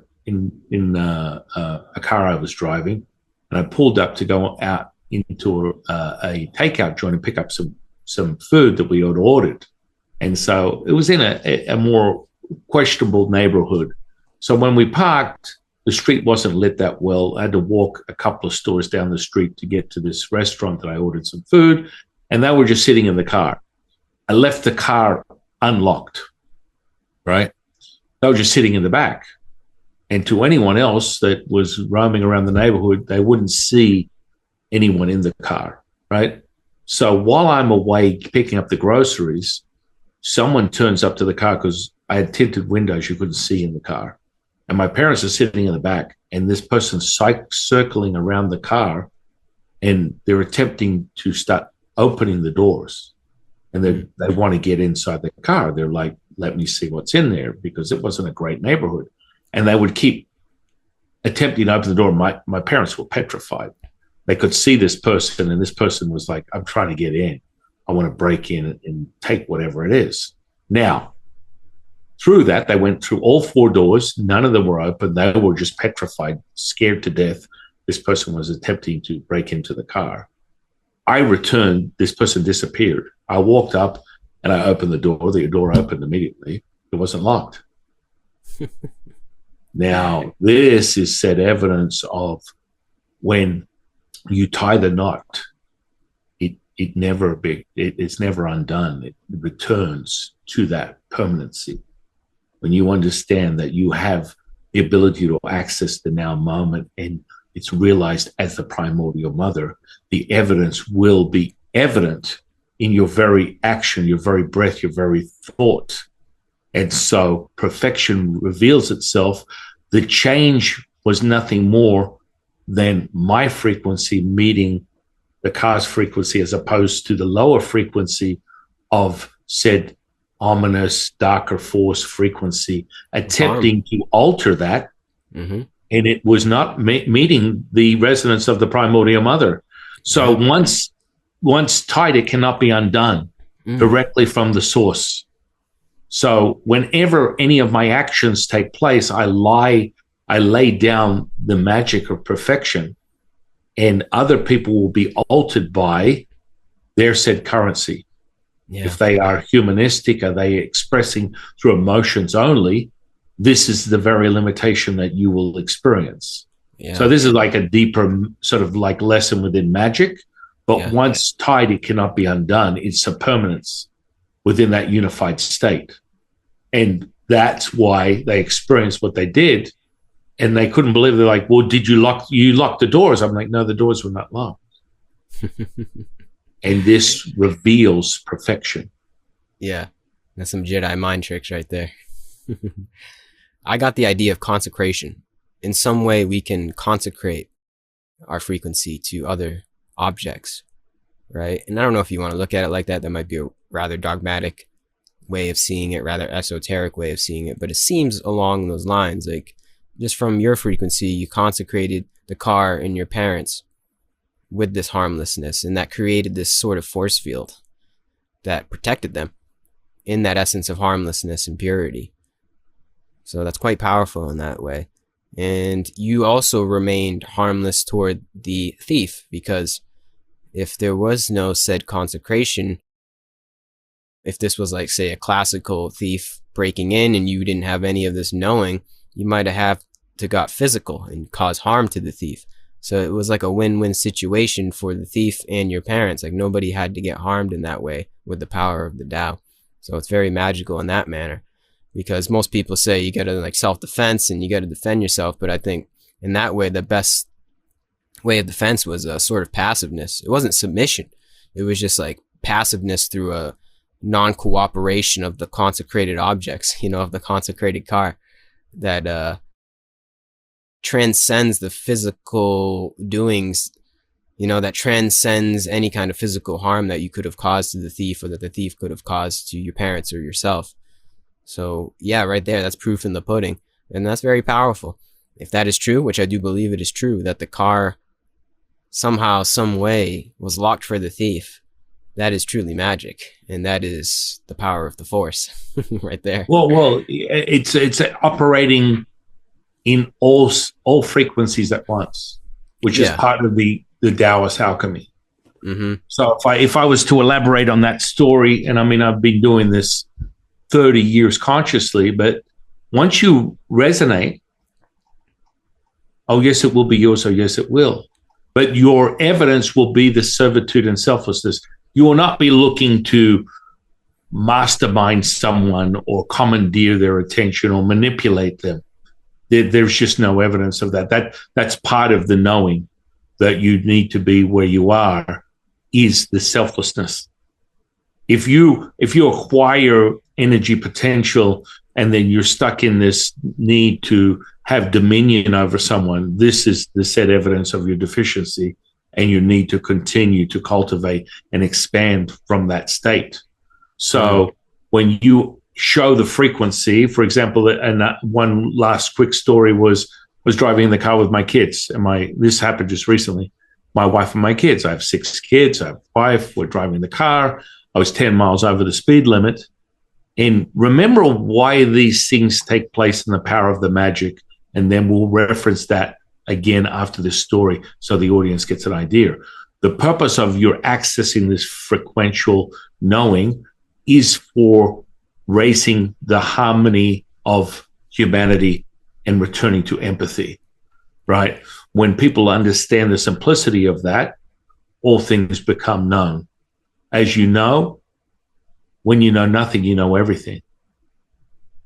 And so I was driving, this cop caught me, and woo, woo, woo, they pulled me over.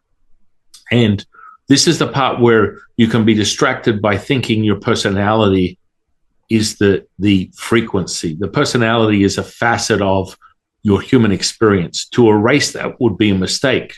What happens is the more you sit in the frequency, the more and more your personality resembles and has traits of this mirroring effect of the mother. it just becomes self-evident.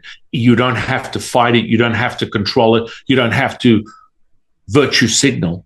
It becomes your very action, your very thought, your very breath. So he pulls me over and he's got his hand on his sidearm and he walks up behind the car and he's like, wind the windows down, wind the windows down. My personality wasn't really having it, but my frequency had already been set, even merging as a default as he pulled me over. The exhibits of anxiety and fear that he presented was the very reason for this experience. The experience was for him to reset himself and find that true nature of who he is through the love, through the acceptance, through merging in that unification. That was the whole purpose of this experience. And so he pulled me over and my personality was not having it. I'm like, is there any reason why you're attempting to draw your firearm on my wife and kids? So give me your license and registration. So I handed it to him. Now, I'd already merged with the unification as that was my expression of frequency. So regardless of being distracted by my personality, which most people on face value would be like, well, Jiffer, you're losing your state of virtue. You're losing your state of knowing. You're losing your state of being the present moment because you have your personality. But this is part of the mastery. Takes my license registration, walks away, and then comes back with a big smile on his face. He hands me the license and registration and says, I'm so sorry, you have the most beautiful family, and I'm really, really, really, really grateful to have met you today. These are his words. And please, I'm just going to give you a warning. Please don't speed over the limit anymore. You have a most amazing day, with a big smile. Now, this is the merging. What is the purpose of this? People ask me. It's to help the individual remember through the frequency the true nature of who they are. Mm-hmm. And so what was the purpose of that? It wasn't me being pulled over or me exhibiting my personality and furthermore going deeper into the limitation of the human condition. No, it was for that person, that police officer, to have a moment of clarity, to remember. Now, what does he do with that? He diminishes his anxiety and fear, which was part of the said evidence of being merged and unified with that frequency that was transmitted. And he goes home to his wife and children and gives them a big hug and a kiss and a union, a big hug of love. And he remembers how beautiful, how grateful he is for this present moment of his children, of his wife, of his life, and not be merged with the distraction of his said job. Yeah. And that's the real purpose of these things. This is where people are like, really? Is that what you're? Yes. Yes. That's exactly what we're here for. Yep. It spreads. It's contagious. Love brings love. The frequency spreads. That's an important part about what you just said. It's like it rubs off on other people. If they're available, they get it like a virus, and then the virus spreads. If the other people are available. The candle wick. That's the metaphor that keeps coming up to me. You hold the candle, the lit candle. And if somebody wants to come over, they can light it themselves. And it's quite easy to light it. It's so easy to light a fire once you already have a fire. It's so simple. You just gotta catch it. It's like a virus, like I said. And in that way, going back to James Bond, it's the same essence. It's like you were this secret agent in the moment, despite the goings on of possibly getting a ticket or speeding or whatever was going on. In that situation, you were seated as James Bond in that moment, as the candle wick, seated behind the situation, as the agent, as the Jedi, as the offering. And it's all frequency. And it's all frequency. So you're not thinking about anything. Once you transmit and you embody and unify as the now, as the primordial mother, there is no thinking required. There is no need to attempt to manipulate a circumstance. It's not like I was sitting there conjuring up magic to make sure that it changed the direction of the outcome. Yeah, by transmitting it, it was revealed as that present moment. Yep, exactly. Yeah. Powerful stuff, man. I know it's very true. It's like, that's, yeah. And like you said, that's like, that was the purpose of that moment. That was the purpose of that situation. It wasn't what was presented on the surface level of the law enforcement officer enforcing the law. No. It was at a deeper level. The Tao works at a deeper, subtler level. And you just eloquently explained it right there. And that goes on for all of us. In all well, that's the return, right? Mm-hmm. So the first incantation says it clearly. The way to walk is not the way. Mm-hmm. The name that's named is not the name. Mm-hmm. Exactly. Tao is both named and nameless. And so this is the evidence. So the distraction would be, oh, you're in your personality. You had an opinion. Yeah. That wasn't the transmission. It is being unified at a subatomic level. My representing that transmission and that now moment of the primordial mother is the evidence of the change and return to the now moment for all that are experiencing. It's not an exception. Yep. My kingdom is not of this world, Jesus said. That's it right there. Well, let's get on to 64. All right. Is what Lao Tzu just mentioned. So, well, this is a doozy. Okay. This is an awesome conversation, though. I think I already said it to you, but this is wonderful. Wonderful channeling we're doing here. Is it your time to read? Or? Yeah, I think it's my time. It's my time. Go for it. So this is incantation, verse 64. There's 9 levels of consciousness. The Hertz frequency is 657. Oh, yeah. When I say that, you feel it. It doesn't have to be anything more than that. You don't have to go in depth into understanding why you're experiencing it. And as we merge into this example and mirroring of the mother, the verse is quite clear. Still minds is the gateway to truth. Difficulty presents itself as solution. Doubt can easily be broken. Small, easily dissolved. Start everything with a solution, and it will never become a problem. That's good. Identify the path, and you will never stray. Remember the tree as expression, as the mother is grown from the very seed of man's intention.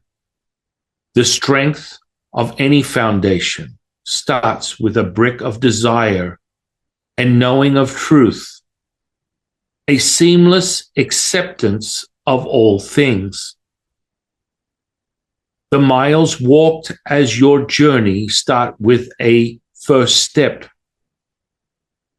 Actions create ruin. When you are at your lowest, you are at your highest.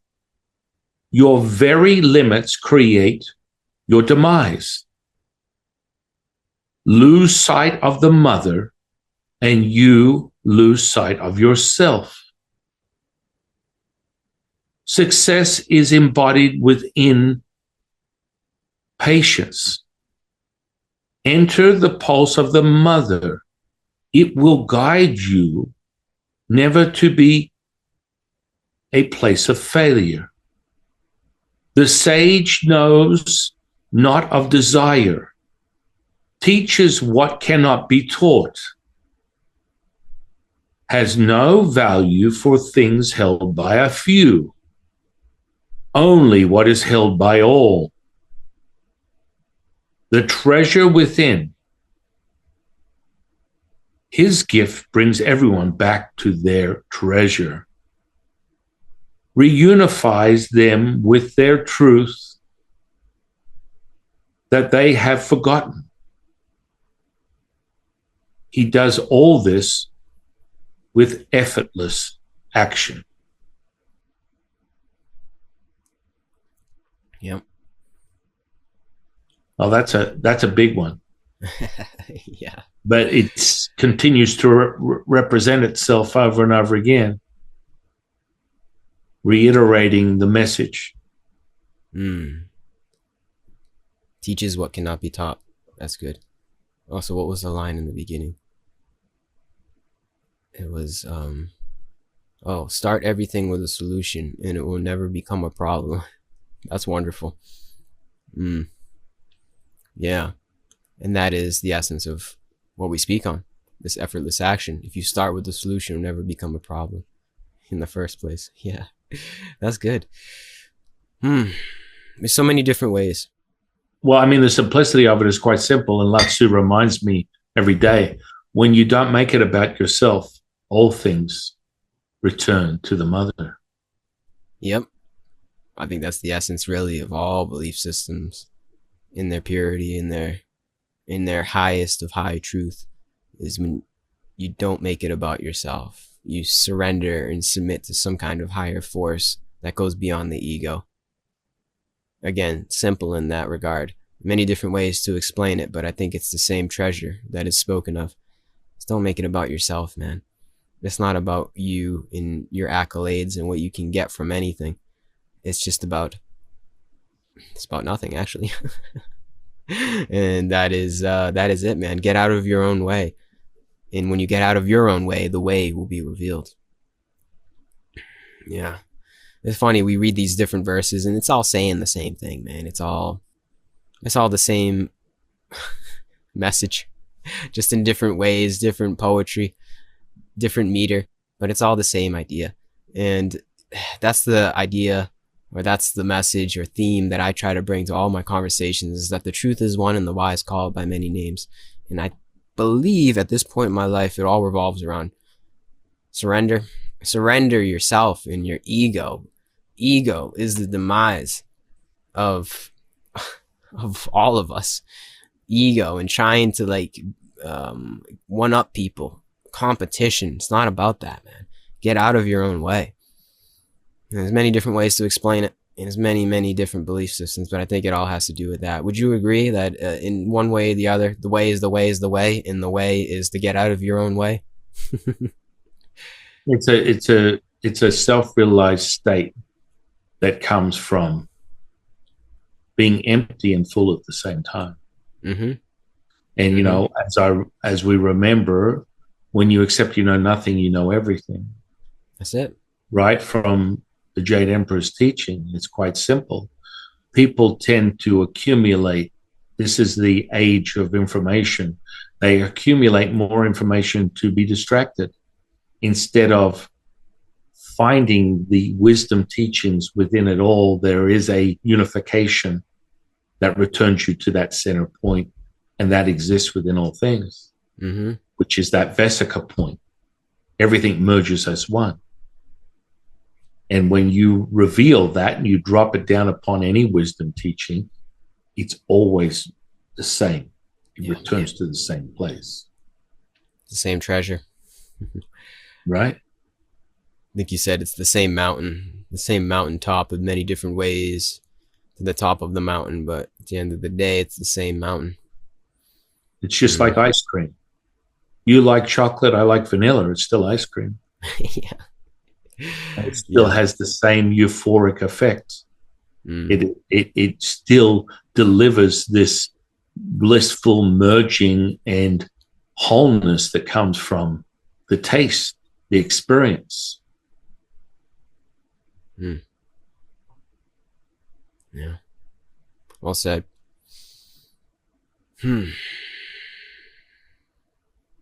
Yeah. And it is. It's like you're a Sherlock to your Watson.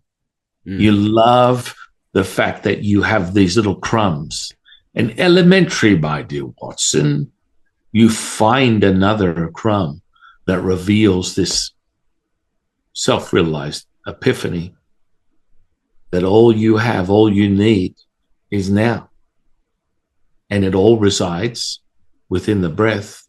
And the breath reveals itself as half empty or half full, yin or yang.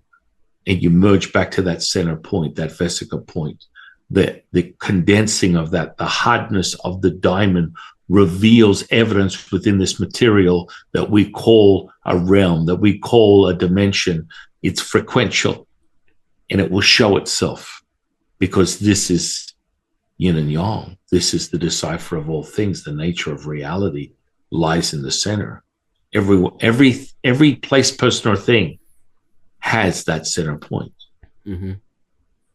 Mm. Mm-hmm. When you know nothing, you know everything. It's beautiful. Truly. When you give it all up, you get it all. And I think people get distracted by that. They get distracted. I need to learn more. It's like, instead of resonating with your path, whether it is the universe, God, Tao, Buddha, whatever it is, merge with that. Yeah. And be realized. Merge with that and remember who you are. Mm. Mm-hmm. Powerful stuff. Do you have another verse that you want to move on to? I don't have anything to say to that. I think that was perfect. Yeah, let's how many would this be now? Would this be 6? We'll be on 7 now. 7, so we'll wrap it up. We'll get those 9 in for the highest point of self-realization. Yes. And they're talking about 72 right now. 72, which adds up to 9. Yes, it does. And furthermore, it has 81 levels of conscious awareness, and the frequency 729, which is 99. Oh wow! It works out. It works out too well, actually. That's good. All right, here we go. Verse 72. When fear is presented as world power, it will create the greatest power in this present moment. Short-sighted as your self-expression, limited views identifying conditions of your birth. Resist the natural path of your life. Do not identify with any of these things. Speaking this truth will make you abundant and never tire of this world.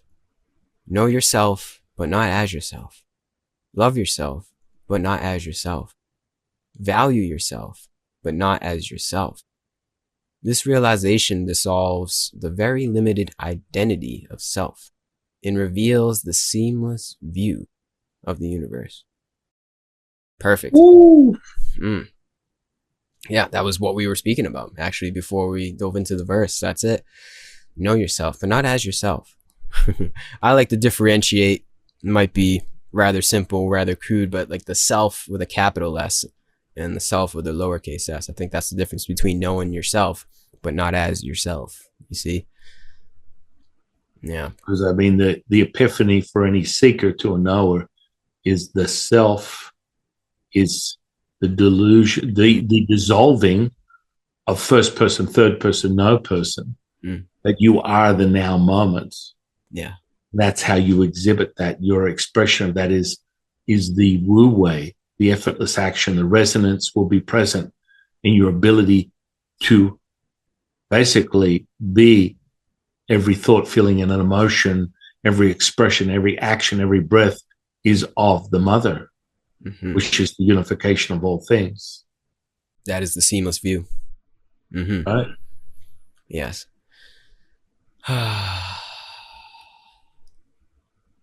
Yeah. Just got to take a breath on that one. Seamless. I like that. That's not a word that I have heard much or used much, but I think I will include that in my vocabulary in my future talks, is the seamless self.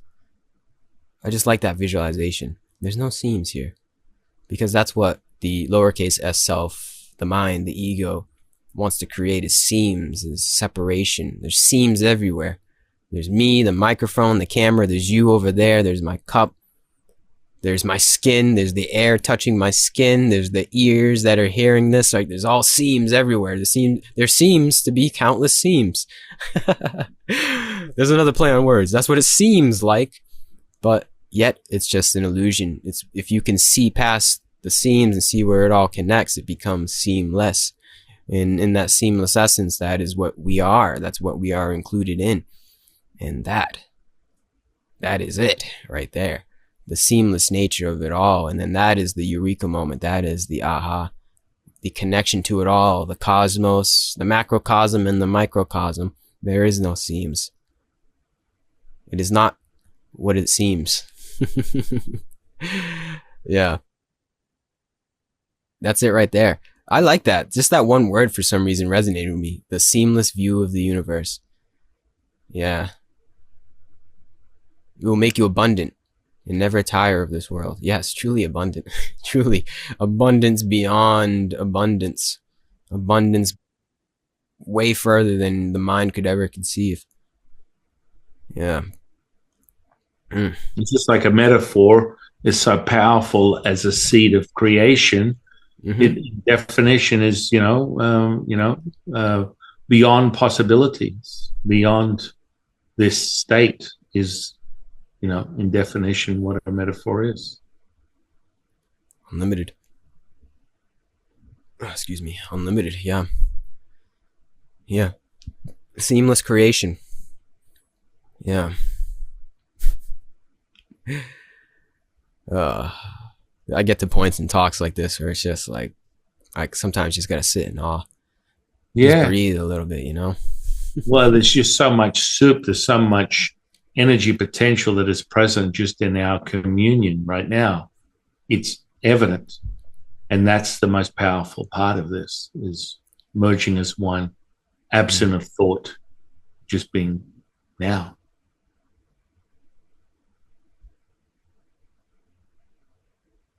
Hmm.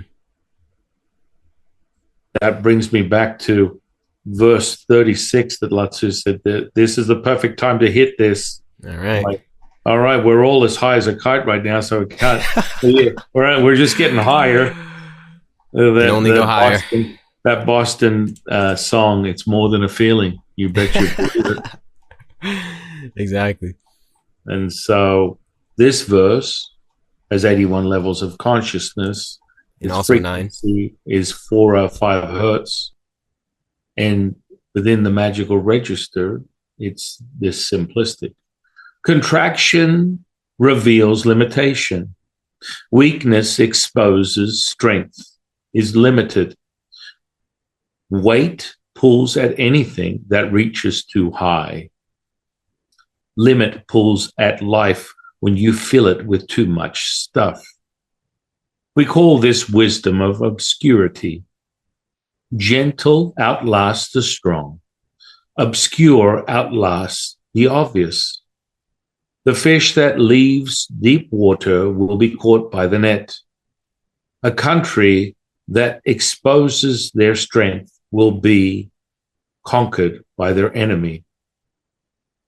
The one word that rang true for me is balance through this whole thing, which I'm surprised we already haven't said, but balance. There is a complete balance and harmony to nature, to the Tao, to all of this, to the seamless universe. There is this balance that is ever present. And yeah, I mean, it brings it back to that Wu Wei. Because once you enter the Wu Ji, the primordial mother, the center point is harmony, perfection. That merging of that will reveal itself as effortless action, effortless effort. That means that all things return back to that unification. So when you go from one extreme, you will receive the other, no matter what the circumstance, because this is the currency that we operate in within the electromagnetism. Furthermore, you walk that path, the righteous path of the Taoist rights, which is self-realization and knowing, and it reveals itself with perfection. And no matter what, your glass is half full. No matter what.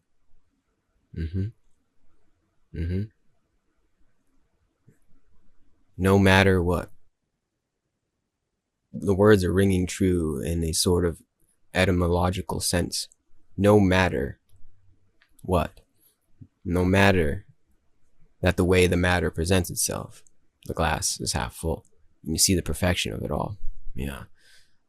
That's in the words of Neem Karoli Baba. He said to Ram Dass, "Don't you see it's all perfect?" Ram Dass was like, I don't remember paraphrasing, but he was just saying, like, complaining about the conditions of the world and the darkness and the bleakness, and he was just like, come on, man, like, it's all perfect. It's how could it be? And he just said, don't you see it's all perfect? It truly is. From this vantage point, it's all perfect. No matter what. Despite the goings on of the world and the wars and the yada yada, all of the just commotion of our lives, there is this subtle resonance that will guide one into balance, and in that balance is the perfection of it all. And it's subtle. This path is very subtle. To be able to see like that, resonate like that, live like that, to flow like that. Yeah, perfection despite the suffering, I feel. And it's not bypassing. Well, that's why the alchemy is so nurtured by the seeker, because it shows you evidence. It's not subtle. It's very tangible. And that's where you become extremely enamored and lured by that state to only be unified. And that's when you see the evidence. Yeah.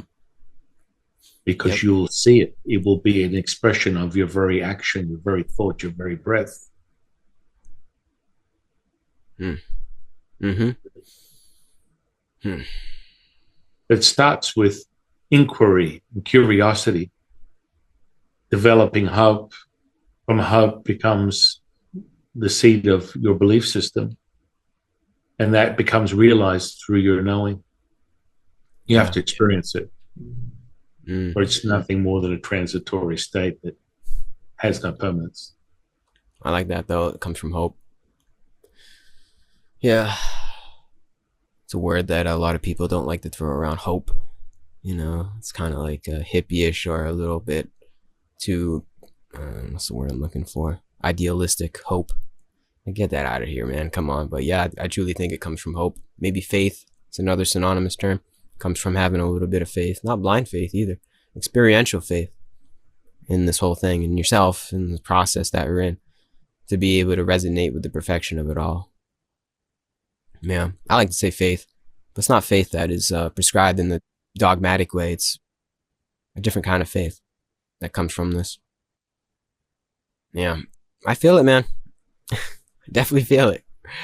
I'm tuned in this moment. We're going on, what, 3 hours now, maybe a little under, but definitely synced up to this faithful living, this hopeful living, the ever-present now, and it's real. I guess all I can be to anyone listening, even though I imagine anybody listening at this moment is synced up with us, which is another testament to the magic, right? You can kind of record this magic as is recorded in the words. You know, we're just like kind of like an extension to that. We're extension to what Lao Tzu presented to us thousands of years ago. But my point is like this thing transcends time. This thing transcends space, and we're just kind of like carrying the torch that Lao Tzu lit at this point. So I feel it, and hopefully others feel it in this moment as well. And then they become their own torch. That's the magic. As we spoke of before, it's this virus. It's like some kind of contagion that is present within us. And you just kind of go with that, and it transcends time, man. Truly, it transcends. There is no time. Time doesn't even make any sense from this vantage point. You know, there is no time. It's all here. It's all now. It only makes sense, actually, when you're in the ever-present nature of this reality. It only makes sense that this transcends time. Obviously, these words ring true to be a transmission and an incantation through time, because there is no time. That's where it brings you. It brings you into this timeless nature that is perfection, that acts as a invulnerability, as we said, invulnerability to time in some way, because I feel as though some of us feel victimized by time in some way. Maybe that's a little poetic, maybe that's a little esoteric, but sometimes we feel victim to time. But from this point, victimless, there is no time to be victimized by. And hallelujah. Leads us to that last defining incantation, verse 18. 18?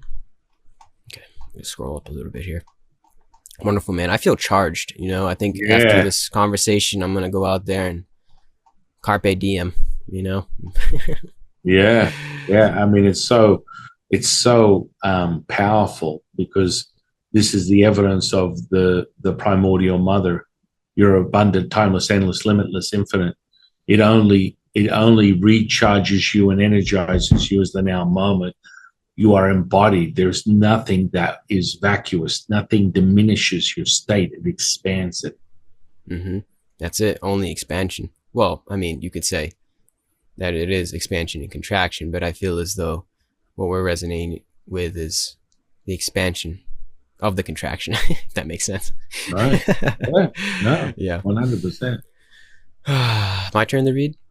Yeah. Okay. Verse 18. Tao's presence is an expression of one's own heart. Tao's absence reveals the boundaries of rules in the form of kindness and justice. Righteousness will lead the people to their own end.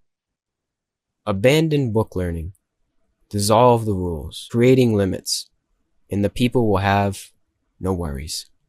Plots and schemes trap them in their very action. Profit seeking creates nothing but business.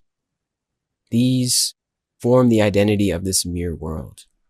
The essence of these teachings are see with original purity, embrace with original simplicity, reduce so that everything may return to the default that is the whole universe. Yeah. Original purity, original simplicity. Reduce. I like that. We reduce to the default. Yes. That's all this is, man. Is a remembrance, is a reminder, is a reduction, is a reorientation, I like to say. That's it. It's that simple. You're not adding anything. You're just coming back home to your default nature, which is the seamless whole universe. And it reveals itself because you deconstruct, dissolve, and return, and everything is revealed to you. Yep. That's the beauty, man. We've said this plenty of times in the conversation, but it's so simple. It's so simple. The mind wants to think it can't be that simple, but it is. It's the simplest of simplest things, your true nature. Enlightenment, if you want to call it that. Realization. It's the simplest of the simple. And the mind wants to say, well, maybe I got to do this to get enlightened. Maybe I got to go here. Maybe I got to wear this hat, wear this robe. No. It's here and now. It's so simple. It's hidden in plain sight for all of us. It's the default. It's another good word that I never really use. It's the default. It's your default mode. It's here and now. And it's just about getting out of your own way. Said that plenty of times as well. It's just getting out of your own way. Getting out of the story, out of the narrative, out of the I gotta do this, I gotta be here, I gotta do the list that the mind creates. I feel like we all have a list in our head of I gotta do this, and I gotta be here so that I can do that. Nope, it's not about the list. I wouldn't negate the list either. But the middle way is being able to see the list and not become the list. It's to entertain the list. From this vantage point, from this point of knowing, from this peace and stillness, from this ultimate potential, the kinetic energy is refined in the list. From the eye of Shiva, Shakti is perfectly embodied. The marriage of Shiva and Shakti, of yin and yang. That is the essence. That is the default. And it's here and now. Ever present. That's another part of the miracle too, right? Always. Ever present. It's actually awe-inspiring, and I can't convey it with words now, but this essence is like always. Always. You understand what always means? It's before you were born, now, and after you die. Always. That is the miracle. Infinite. Abundant. The mind can't. Endless, limitless. Yeah. That's like, we say those things now, and we just say it like casually, but when you really like bring in what infinity is, true abundance, true eternity, it doesn't actually make sense. But it makes the most sense at the same time. It's the only thing that actually makes sense. But you try to like compute it. The mind is like, what? It's, oh, infinite. No, no, no, no. That is also part of the list. To get rid of that. Get rid of trying to attain eternity. It's like what real eternity is, this infinite nature, the Tao. It's just the breath. It really is. It's always that. It's return to the breath. It's the breath of the universe. And it's truly awe-inspiring and truly miraculous and truly magical. It is the magical register. And that leads us to closing out this chapter of realization by using something as simplistic as this simple exercise. So all the audience can experience absorbing the riches. And this comes from that. It's like, it's a said moment. As I prime you with the very words, your body lay ready for the attunement, the alignment of this now moment. And by listening to my very words, my very voice, the very sound that is transmuted as that primordial mother lays way to give you charge and self-evidence of that power. And that comes from within you. So I suggest and offer to the audience to take this moment right now, and I will take you through a cycle of absorbing the riches and be able to give yourself evidence of that energy potential, which you, my dear friend, will be able to describe to the audience. And furthermore, they will know what it feels like as they will experience it at the same moment. And it's set as now as a transmission, as a energy potential realization. So we return to the breath that is the very inhale and exhale of life, of eternity, of evidence of the mother. I bring the seeker to this moment. And as I ask you to inhale, I will count to the number 9 from 1. Once you hit 9 on the inhale, you will hold and condense and shape that diamond, said evidence of that energy potential within your physicality. You will then hold that in a 9 count as I bring it from 9 down to 0. You will then release it, and your evidence will be shown to you. So without any further ado, I welcome and invite the audience to this moment. And however you see fit, whether your eyes are open or closed, however you merge with this moment, and as you do, you feel the rumbling, the oscillation of this energy within you. And I welcome you to inhale now. 1, 2, 3, 4, 5, 6, 7, 8, 9. Hold. Hold it there. Let it accumulate. 9, 8, 7, 6, 5, 4, 3, 2, and 1. Release. Now, like an amber of a cigarette, your electricity, your magnetism has merged within this substance. Show evidence to yourself. Describe to yourself how you feel from this tuning fork, this barometer that you call the human flesh. It will present itself.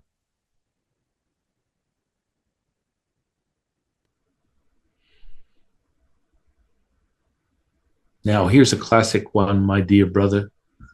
Take your hands like this. Now, just slowly palpate them, and you decide what is true and what is not.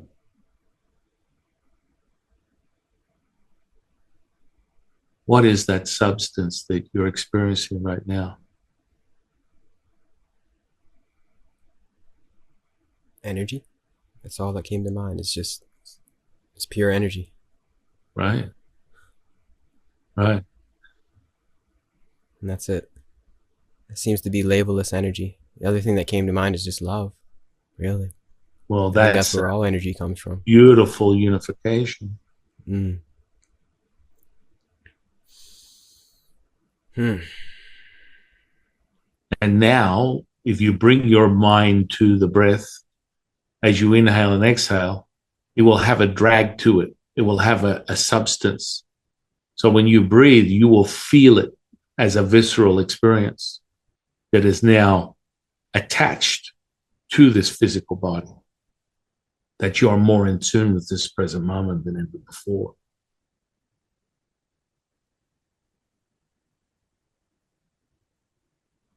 I feel it.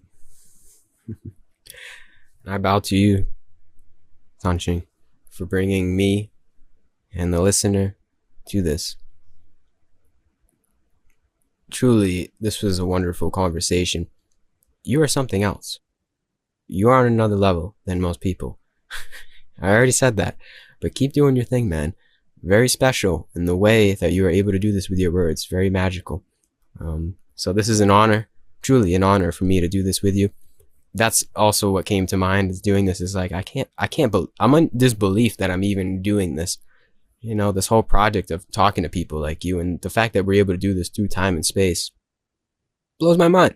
So this is truly an honor to be able to do this and have these conversations with people like you, even though I don't think there's really anybody like you. But for lack of a better way of saying it, you know, doing it with people like you is truly, it's magical. It's just part of the magic, and it's part of some kind of magical sadhana that I seem to be on. So yeah, I greatly appreciate you for coming on here and aiding me in my sadhana, and hopefully aiding anybody else in their sadhana as well. That's it, man. I thank you, and I feel blessed to have you in my life and to have you as a friend. So that's it. Much love to you. The love is beyond mutual. I'm so grateful to have you in my life. Remembering our bond and our relationship, that unification, it's quite evident in the present moment. It's evident in our union, and we commune together to remember. And that's what's so beautiful about these conversations, is bringing us to that moment. Amen. And I'm very grateful for you, brother. And I love you very much. I love you as well. Eternal gratitude, for sure. Eternal gratitude. And really, you said it. It's just about remembering. It's just about remembering. All of this should serve as a remembrance, at least, to anybody listening. If it's not, then it's just entertainment. But most likely, I would have to say it served as a remembrance if anybody listened this long. That's what I feel is the purpose to doing all of this, is just a reminder. That's it. It's a reminder for me, at least, and that's all that matters, I guess. And I thank you for serving as that reminder and bringing me to this state, this supercharged state, it seems. Quite supercharged and superpowered, it seems. So that's it, man. Yeah. I'm excited to foster this relationship that we have established and see where this ends up. But yeah, this was an awesome conversation. Exceeded expectations for sure. And yeah, that's it, man. Keep on keeping on, and peace and love to you. Love to you, bro. I look forward to this again. For sure. And peace and love to anybody that listened this long. That's it. May the force be with you. Goodbye.